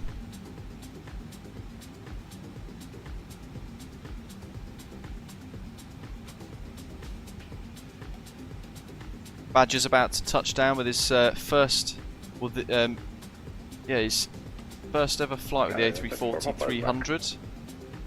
Latin VFR kind of default goodness. He's not tracking it on Osprey 722 vacated on my 1A. New Sky though. Osprey 722, taxi Yankee stand on liner. Taxi Yankee stand 1 now, Osprey 722, thank you. And neither is Zato. Thought you guys were going to go super bold and do that as well. I tracked it yesterday. Did a little test flight with the A340-300 for the tutorial series that I'm recording for Latin VFR. And I managed to get a 10 out of 10 for it.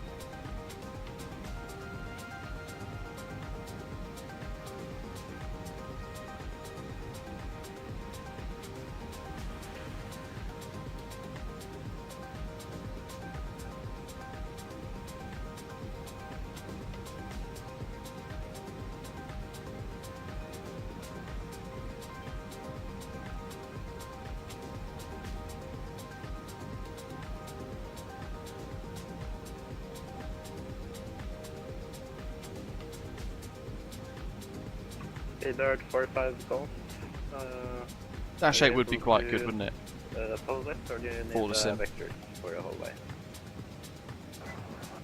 Negative. I'm back on track again to Nomuru. Not a problem. I don't know what happened. I chose okay. Yeah, thank you. So that issue there, you got to make sure. Apparently, one of the bugs with the iniBuilds A320neo, they're saying is, and it's an autopilot LNAV kind of related problem. They're saying that it's if you don't have an up-to-date Horizon Simulation 787-9. I don't know what's clashing between the two, but if you are having autopilot problems, make sure that you've got. He spoke over his own instruction.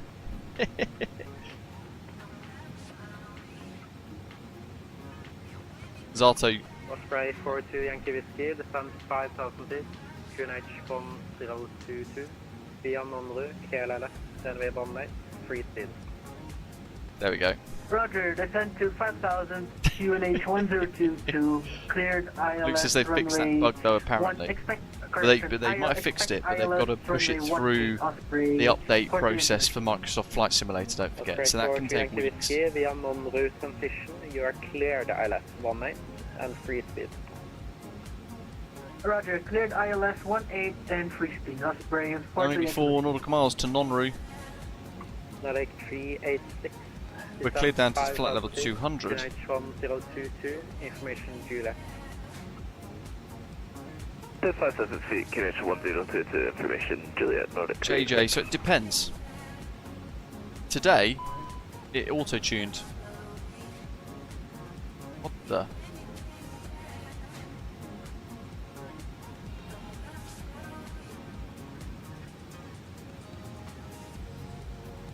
Master caution for wing tanks low level.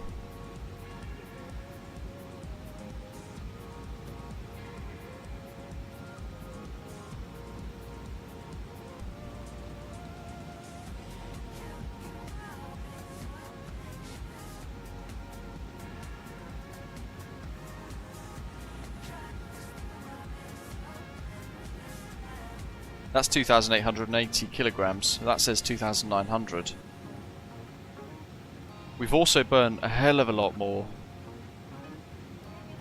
Oscar Foxtrot Juliet, wind 0108, minus runway 07, Kirkland. A hell of a lot more fuel than we should have done.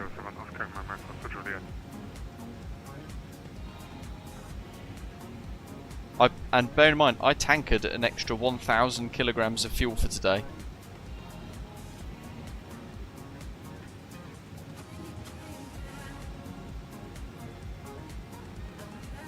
We put 9,528 kilos of fuel on board, and the en route burn for Simbrief is meant to be 6,040 kilograms.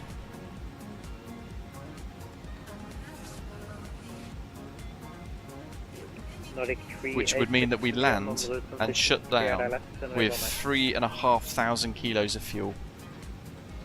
And that's with the Simbrief profile for the iniBuilds A320neo V2. Push. Let's go to manage descent, see what happens. 75 nautical miles to go. There's something really off with the fuel burn on this then as well. I know we're doing Mach 80.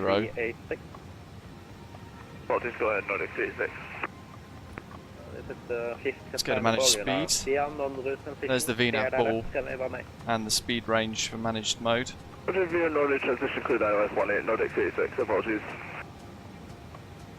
that's woefully low. That fuel burn at 1,000 more is horrendous. That in itself, depending on where you're flying and how you plan your flights, that becomes unusable. I put an extra 1,000 kilos on for this flight, just as a tankering thing, just to give us a bit of time with taxiing and mucking around.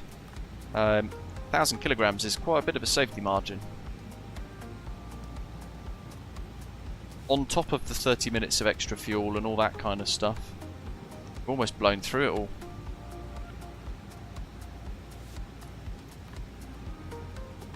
Ed, the Flyboire A320neo, it's a question I've been asked quite a lot actually, to be fair, but the Flyboire A320neo is hands down loads better than this, to the point where I won't fly this again after today based on a couple of the little things that I've had on departure. It's just been a bit of a mess, and not through pilot error, just from a very poor flight model and a very bad autopilot.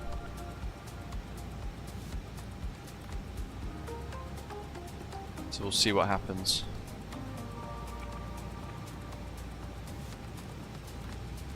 And it reckons it's going to get flight level 200 there. Okay, Foxtrot Juliet, yes, taxi with speed parking. Look at it accelerating. We're already having to use, probably put speed brake in.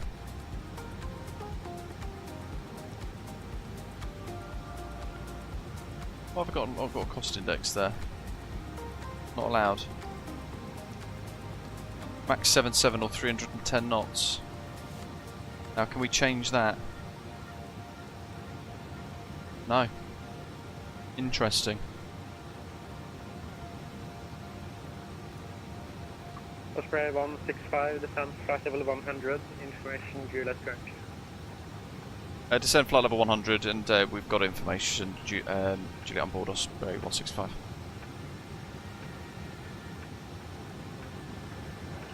Our Seabird 45 Golf request, which is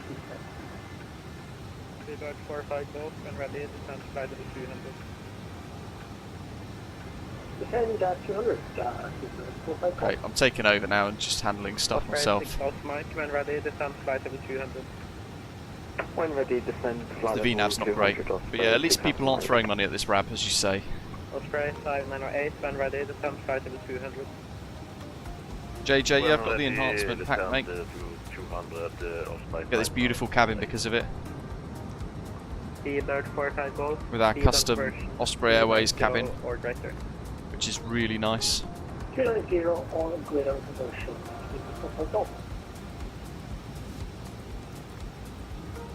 Yeah, you're good to go, Ed. Fenix and Flyboire, they're the power Airbus pair. JJ said some streams have said this is better than the fly-by-wire. Yeah, no, that's complete bollocks. It's just nonsense. Excuse my French, but I want to know what they're taking, because it's just not. That's not correct. Osprey 6000 Mike, speed and conversion to 8 Just there's no way this is better than the fly-by-wire. The takeoff's a train wreck. It can't fly the standard instrument departure that we did earlier, the Bookman 7 Golf. It just wanted to turn right. Osprey, Absolute nonsense. Yankee Whiskey, established ILS 18. And this descent behaviour is not right either. We've got speed brake whacked out. 3,000 foot per minute. We're still kind of almost accelerating. Runway 18 clear to land, Osprey, 42 Yankee Whiskey. Takeoff calculations, yeah, they're way off. Start with speed 180 left. 180 left, Nordic 386. And now I'm having to go full speed brake. Which actually, yeah, the Airbus should only deploy 50%. That does look like it might be 50% actually, I'm sure. Jack says, that's what I like about you, Luke, you're so reserved in your opinions. Well, you know, I'm always honest. Regardless of whether I've been sent something for free or not, for a review, whatever it is, you know, you guys will always get my actual thoughts, not my thoughts based on whether I want more free stuff in the future or whether I want to be sponsored by a company or not in the future, which tends to skew some other people's thoughts quite a bit. But yeah, you'll always get my honest opinion. I won't be flying this again, that's for sure. This will be going back in the hangar, and if I want A320 in the future, it will be fly-by-wire. A320neo. Speed brake's still out. Disregard. We know it's still out. We've triggered it. We'll just retract it a little bit just to see what it does. Set it to half. It's a bit happier now.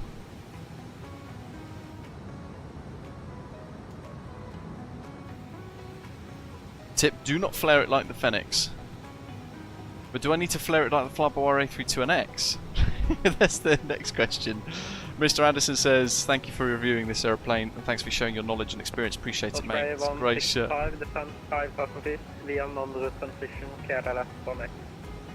Descend 5,000 via non-route transition cleared ILS 18 Osprey 165. I'll tell you what, the Winwing FCU is making this so much easier to handle because I'm just doing everything on my panel right in front of me.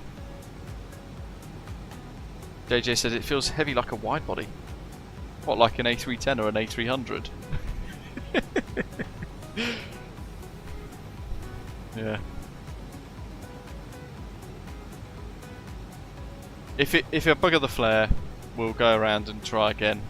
Just see what happens. What's the worst that could happen, eh? Bearing in mind at the moment we're struggling to even decelerate. I'll set 240 just for a 10 knot margin over 250 through 10,000. I've got no bottom of descent marker anymore, which is a bit weird, so I'm trying to kind of gauge where we might level off. But 20 miles to go. Let's go to 2,500 foot per minute.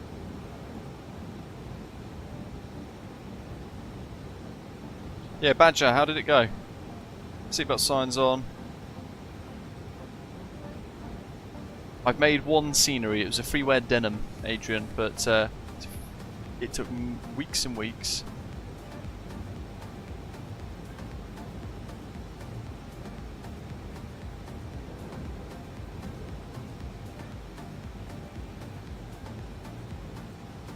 But we got there in the end. I'm just going to level off this rate of descent. I'm having to still actually keep the speed brake all the way at 100 full, just to get us decelerating. Spike Flies, welcome. This is where I just think it's complete bonkers that people are saying this is better than the fly-by-wire A320neo. Osprey 42 Yankee Whiskey, taxi Yankee stand bonnet. Yeah, I don't get it, JJ. Fly-by-wire A320neo should be absolutely celebrated for what it can do. It is properly good stuff. And £0. Gonna have to level off this rate of descent here. Try and get our speed down. And actually, I want it down at near a green dot. And I might go Lufthansa style and run this out with a descent with me managing the throttles, not the auto throttle, but we'll see what happens. Bearing in mind there is a bug with it, and that's identified thanks to New Sky. Yeah, I think the fly-by-wire A320neo. Sorry. 165, advise if you need extra.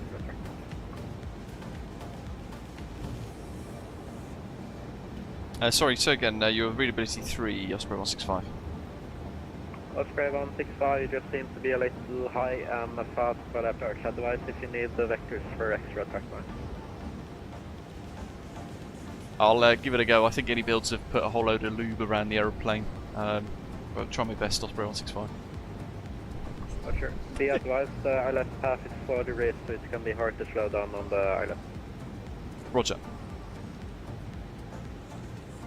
Nordic 386, wind to 60 degrees, 8 knots, then we will make your climb. Land runway 18 Nordic 36. It just... I've got full auto brake out, full speed brake out. I can't slow this thing down anymore. Right, speed, flap extension 230 knots, so I can't even extend that.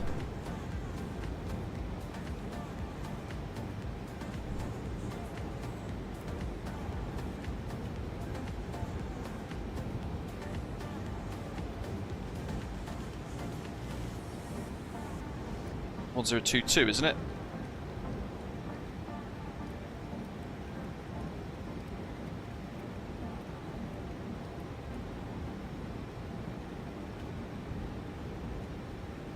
Seabird 450, descend, 230. 100, speed 250, right there. Information to left. Right on the edge of the ticker tape. Let's get the flaps out.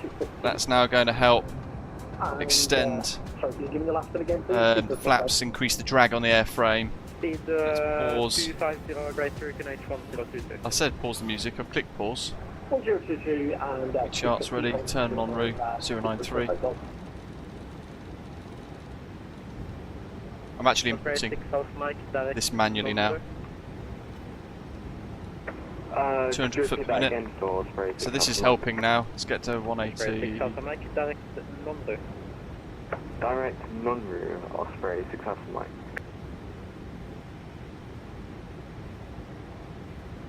Goodness, this is Nordic 386, taxi stand 21, we are Yankee. 110. Stand 215 Yankee, Nordic 36X.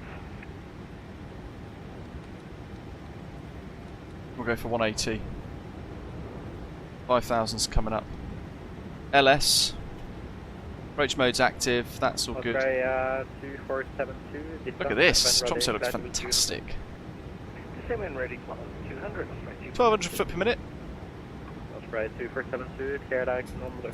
And now I'm going to get rid of the speed brake. Rearm it. Should not be that slippy, that's just ridiculous, isn't it? I've already got 180. 6000 Mike, descend flight level 100, speed 250, or right there. 150, that'll do us. Approach mode. Speed 250 or greater. It's armed. There's the localizer, I hope. That's a point. 193. I'll have to manually change that to 183 because that's not on. There's the runway. Flap 2. Oh, we've made it. And Osprey 165 is established 14 miles, ILS 18. Osprey 165 into 6 acceleration, 8 knots, runway 18 clear to land. Runway 18 clear to land, Osprey 165. Okay, autopilot 2 engaged. Yeah, way too slippy. That was a heck of a lot of work. A heck of a lot of work just to keep that on profile. That's the hardest I've worked in an Airbus ever.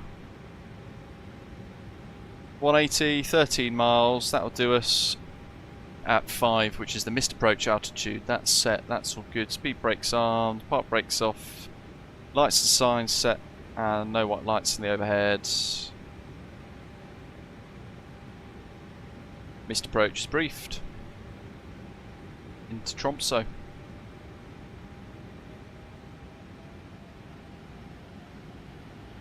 Nose is going to come down. 7 degrees nose up at 180 knots for flaps 2. That can't be correct either. Jesus. So we've had to manually change that course. That was wrong. And we've got 275 at 22 knots at the minute. Complete crosswind. Nose goes down for the descent. I'm going to put the gear down now because I'm not convinced that this is going to fly an ILS stable enough. Look at that. That is absolutely spectacular. Sorry, could you repeat the last bit? There's the cabin chime, which is nice to hear. And we're going to go flaps 3.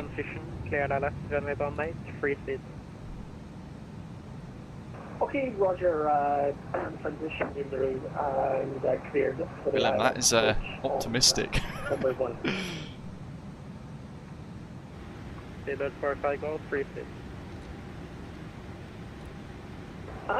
The heck is going on with the speeds? Look at that. I'm going to have to go to full speed brake. Osprey 598, request continue descent. Nah, this is a mess. Osprey 598, descent flight level. Even for a default aeroplane, it's not doing what it needs to do. It should do some of this stuff well, and it's not even able to do that very well. Full flap. My goodness.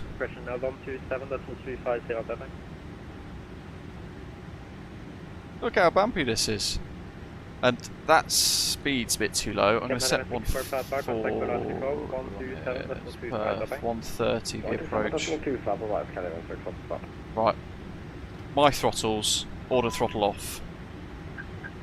Not happy with that. That's a bit messy. Too messy for my liking.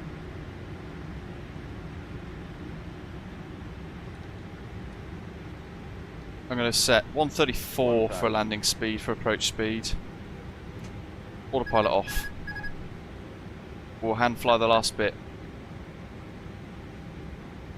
Polaris Control, Airline 317, Evanes stand 28, information, Papa Type Airbus Disregard. A320, request clearance to Zurich.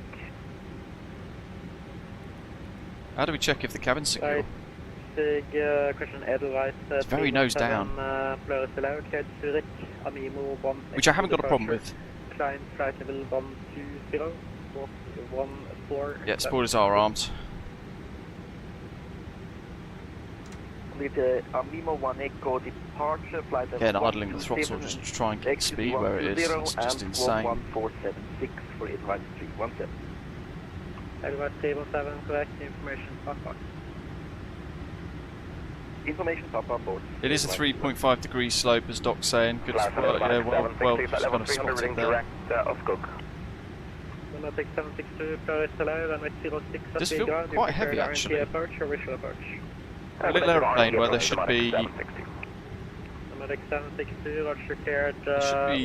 not mega amounts of immersion, but there is inertia. Okay, the BT1 Quebec and expect the on-time arrival pneumatic 762. We stepped over you because I gave you the wrong arrival. It's the BT1 Quebec. I assume that's what you read. That's the BT1 Quebec. Thank you, sir. The BT1 Quebec, pneumatic 762.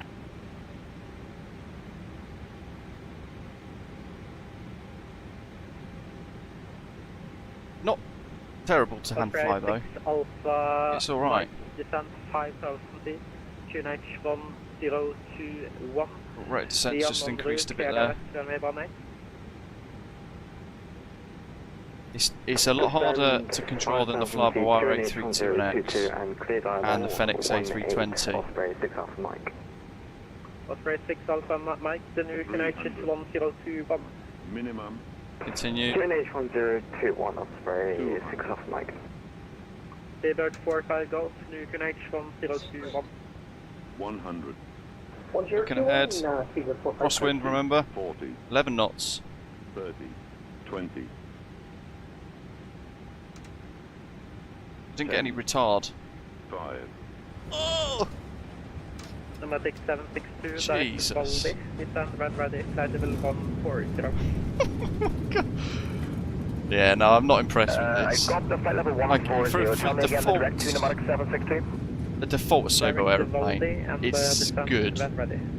Manual Direct brakes. Valdi and the 7 ready, flight level But 140. nah. Thanks, pneumatic 716. For anyone that wants any form of fidelity, this is Osprey 165, pointless. taxi Yankee, stand 16, correction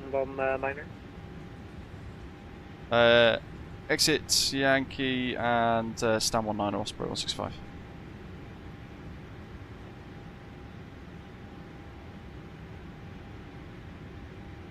And now it's stuck. Come on. You're not following the procedure. Next time, look on the ILS chart and see how it's supposed to fly there. You're supposed to be routing Ogbod after Nondru. That's why you were scared Nondru transition.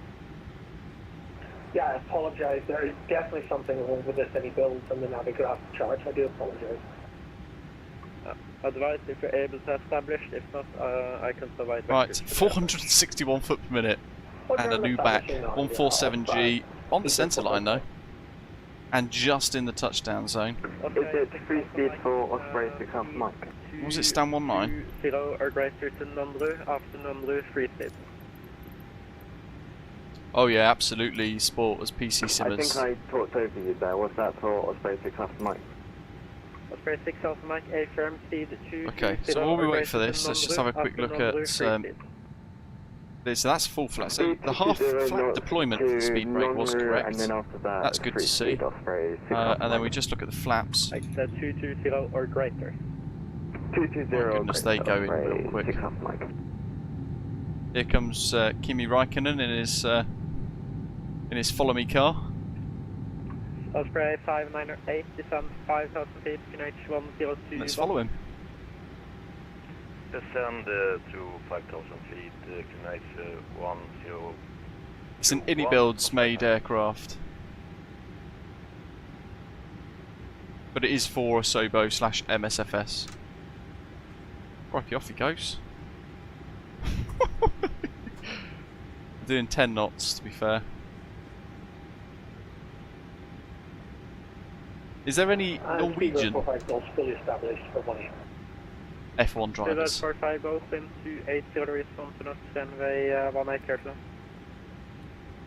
Clear land, runway 18 speaker for 10 Golf. 19, lovely, look at that. Let's just skim the corner a little bit.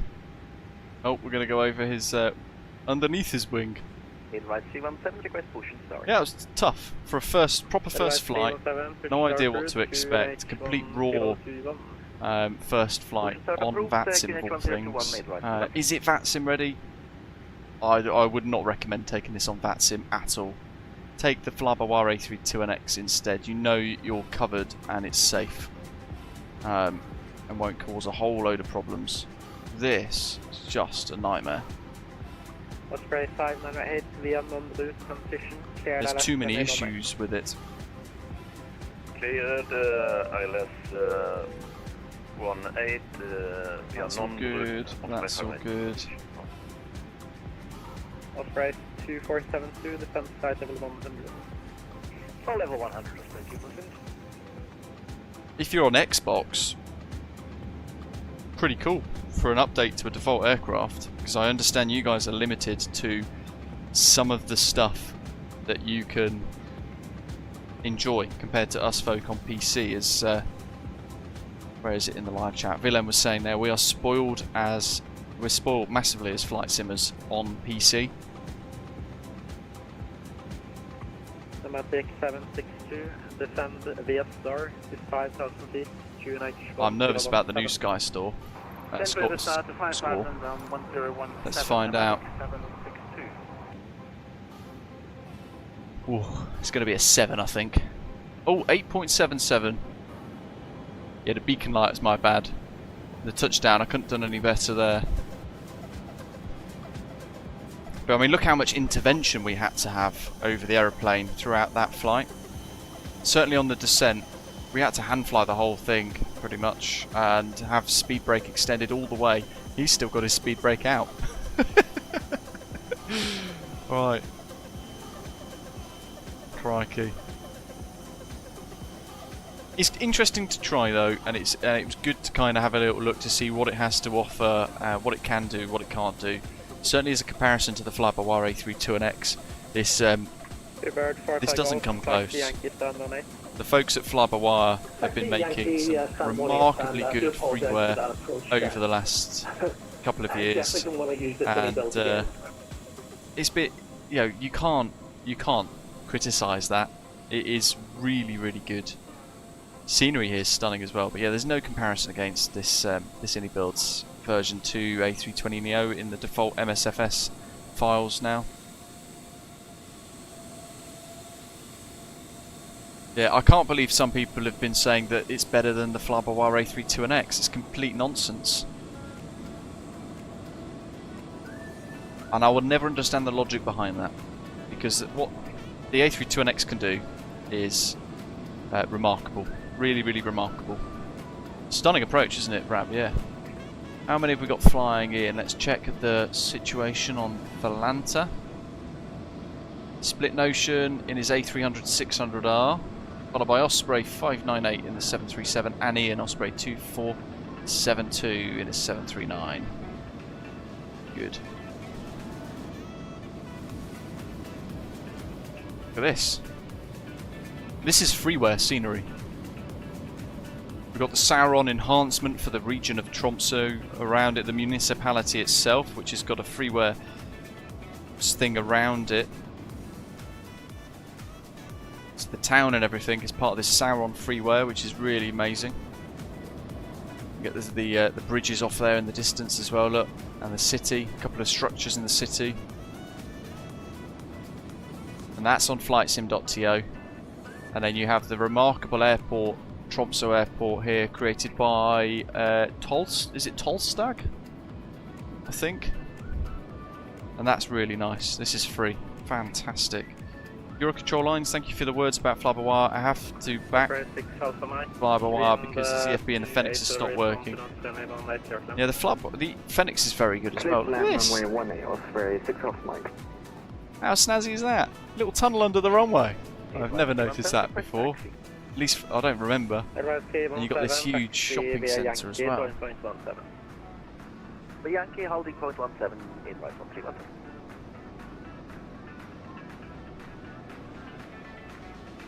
Yeah, all for free this freeware airport. Mega. Hello, question. Osprey 598 speed 210 over there. There's a lot going on here. Can you repeat the speed? Little heli-trans. Osprey 598 speed 210 or less. 210 or less. Osprey 5. We've got one clear to land on probably a long final. So we can just explore a little bit more. Descent 5,000 feet, QNH 1021, information kilo. 5,000 feet, QNH 1021, and information, sorry, I didn't catch the answer. The kilo. Code, sorry. Information kilo. Information kilo, Osprey 247.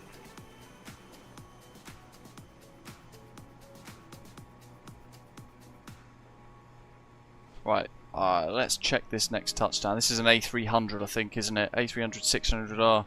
Oh, I want to have a look at this bridge first.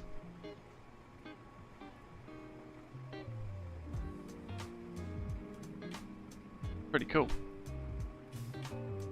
I wonder... Oh, there's a little windsock on that bridge. Oh wow, the sun stays up this late. Oh yeah, this is the part of the world that has the midnight sun, isn't it? Look. Oh, that's that's so cool. That's midnight. It is the midnight sun. Look at the water, yeah, Jack. It's amazing. Flightsim.to for this scenery, JJ. For PC users, just search ENTC, which is the airport code for Tromsø. Nomadic 762, the LFS, clear the RNT Sula. I mean, it's a beautiful part of the world anyway. Amazing in summer by the looks of it.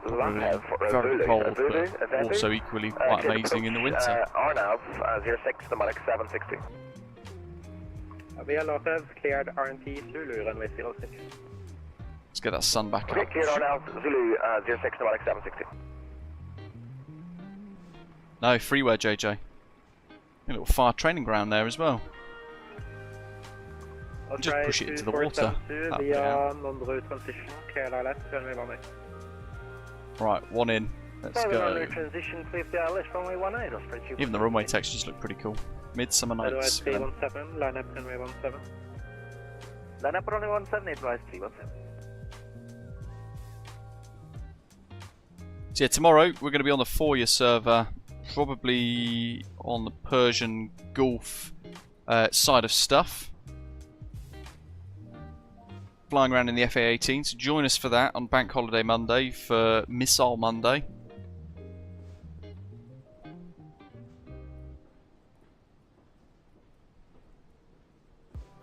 And that'll be quite fun. Very different, obviously, from Microsoft Flight Simulator. And over the next few weeks,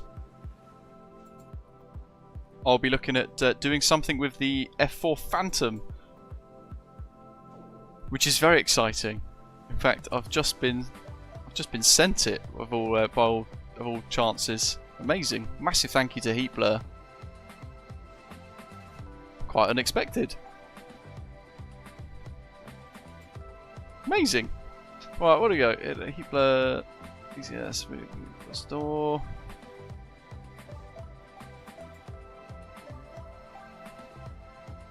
Mega. How exciting.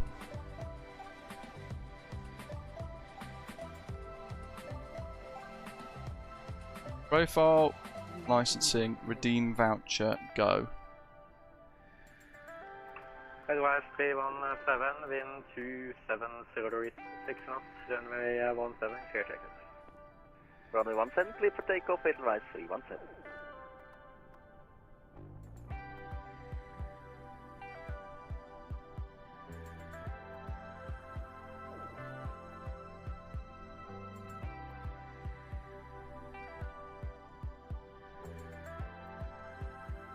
Here we go. Looks like we've got the 2 on final. But no, it's not. It's the lights being skew-if. Oh no, we do have 1 on final. Look at that, crabbing into wind.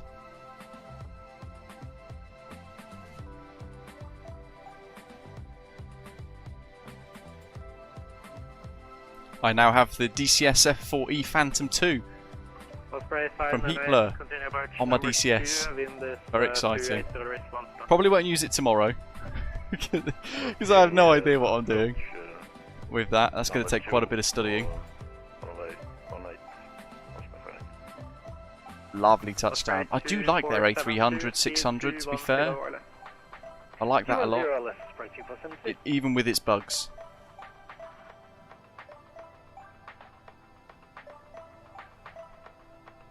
Yes, that's the one, JJ. R. Togster. Tromsø. Whoop, skirt.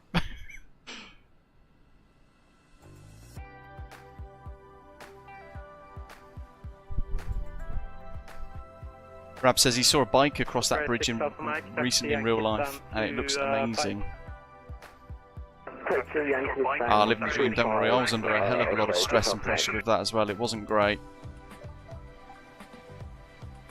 Yeah, you want the Sauron Tromsø area scenery, JJ, and then the one that you found there, the Artogster ENTC. It's had issues with, it's had various issues with the auto throttle and stuff, Mark. In the main, it works pretty well, but it does bug out a few times here and there.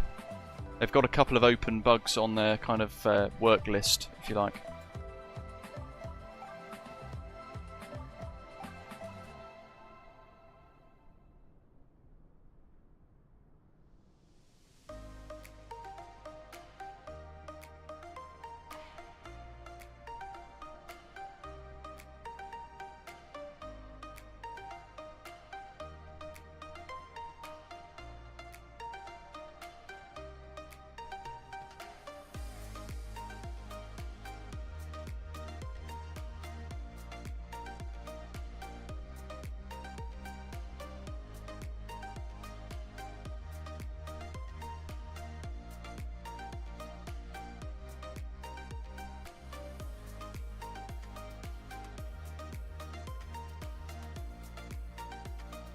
That's one down. Split notion. We've got MPS Osprey 598 now in the trusty PMDG 737-800s, followed by Ian. The last two pilots in today.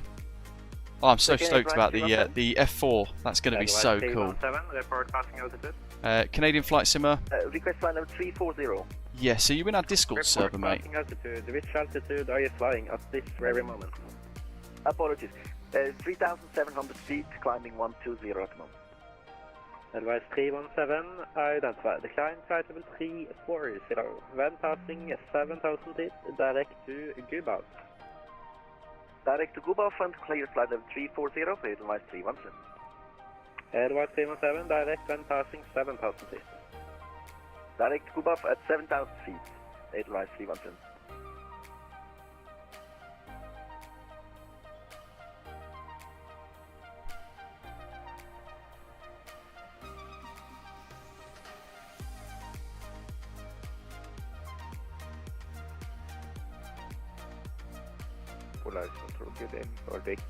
Yeah, Mr. Anderson, the A320neo by Headwind Simulations is really good. That again, it's got a couple of little bugs here and there, but pretty good. For 7 confirm what's calling?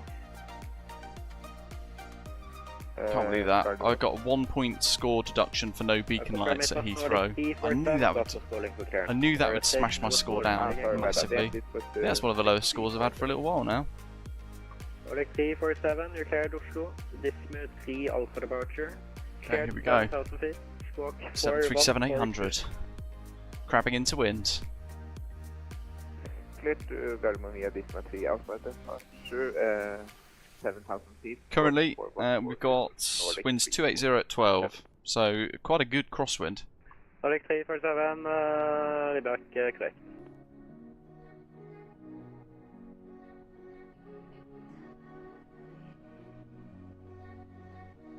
And it's that 3.5 degree glide slope, as Doc was saying, so it's slightly steeper than usual, which can make it tricky because you can potentially flare too early because you're worried about the steeper angle, but actually you just want to flare a bit more confidently at the right point in time. Look at that, that was an absolute stunning landing there, MPS. Good job, mate.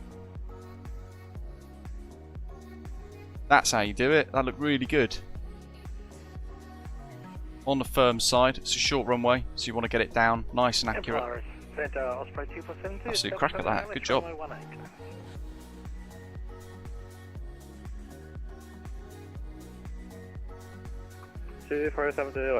Nice and efficient off the runway as well. Osprey 508, taxi stand 2 bomb. Pro. Taxi now we've got Ian. 10. Repeat. While I remember, massive thank you to all of you for joining us for today's flight. Those of you who've hit the like button, our new subscribers as well over the period of the stream. Huge thank you to Jack as well. Mega generous as always, dropping that massive £300 tip. Appreciate that. That's superbly generous of you. I do appreciate all the support you guys give. Ian's cleared to land. Hopefully you are all enjoying the DCS content as well. It's something quite new, certainly for this channel. Only Blue Games, I think, does it for kind of the Microsoft Flight Simulator crossover streamers. Blue Games does it. Does a lot of DCS content from what I've learnt recently. But no one else kind of really touches upon it, and it's a whole new community in itself. Very dedicated community at that. They all want a lot of detail, a lot of immersion, all that sort of stuff. JJ says to use MobiFlight with your WinWing, it works way better. No, I don't actually, to be fair, mate. I didn't know you could. I mean, that's one takeaway from today. The WinWing FCU has worked really well with the iniBuilds A320. Big thank you as well to everybody flying along. And a big thanks as always to our VATSIM controllers at Heathrow, Polaris as well, here at Tromsø. Appreciate you guys taking the time on a Sunday to give us some very realistic air traffic control. I'll have to check out that MobiFlight stuff. I know people have been using MobiFlight for the Mini Cockpit Mini FCU.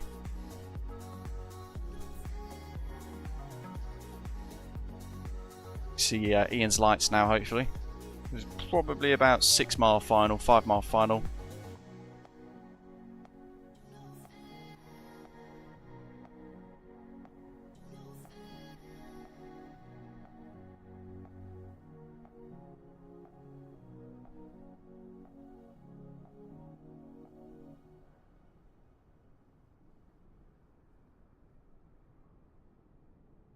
I'm going to have to work so hard learning that Phantom now. I'm really excited for that. That's such a spectacular jet with such a rich history attached to it as well, military history. And Heathrow look like they've done an amazing job with it. So I'm very, very excited. Check that out tomorrow. But not tomorrow, but over the next kind of couple of weeks. Tomorrow we're in the FA-18C as I continue my learning journey on DCS. He's in the Eurovision banana jet.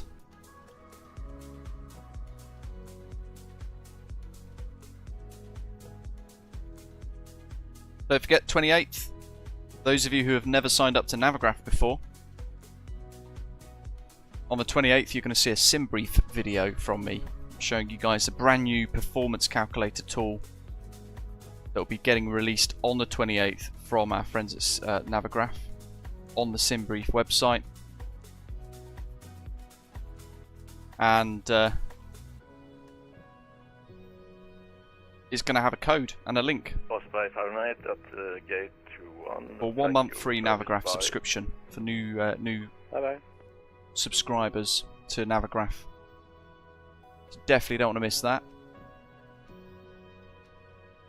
Yeah, it's come on leaps and bounds, hasn't it? Here comes Ian, last man in.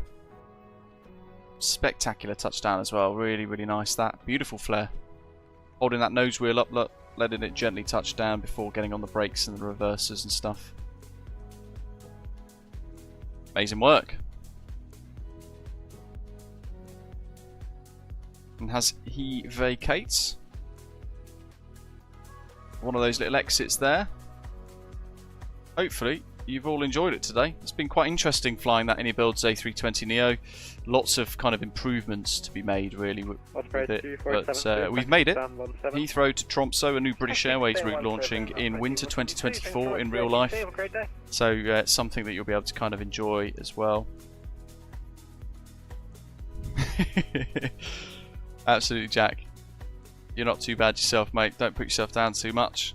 The Leroy element is always the fun part. Thank you for watching. Enjoy the rest of Sunday, wherever you are in the world, if you've got any of Sunday left. And I will see you tomorrow for some DCS action in the FA-18C around Persian Gulf on a Fortia server. But in the meantime, as always, thank you for watching.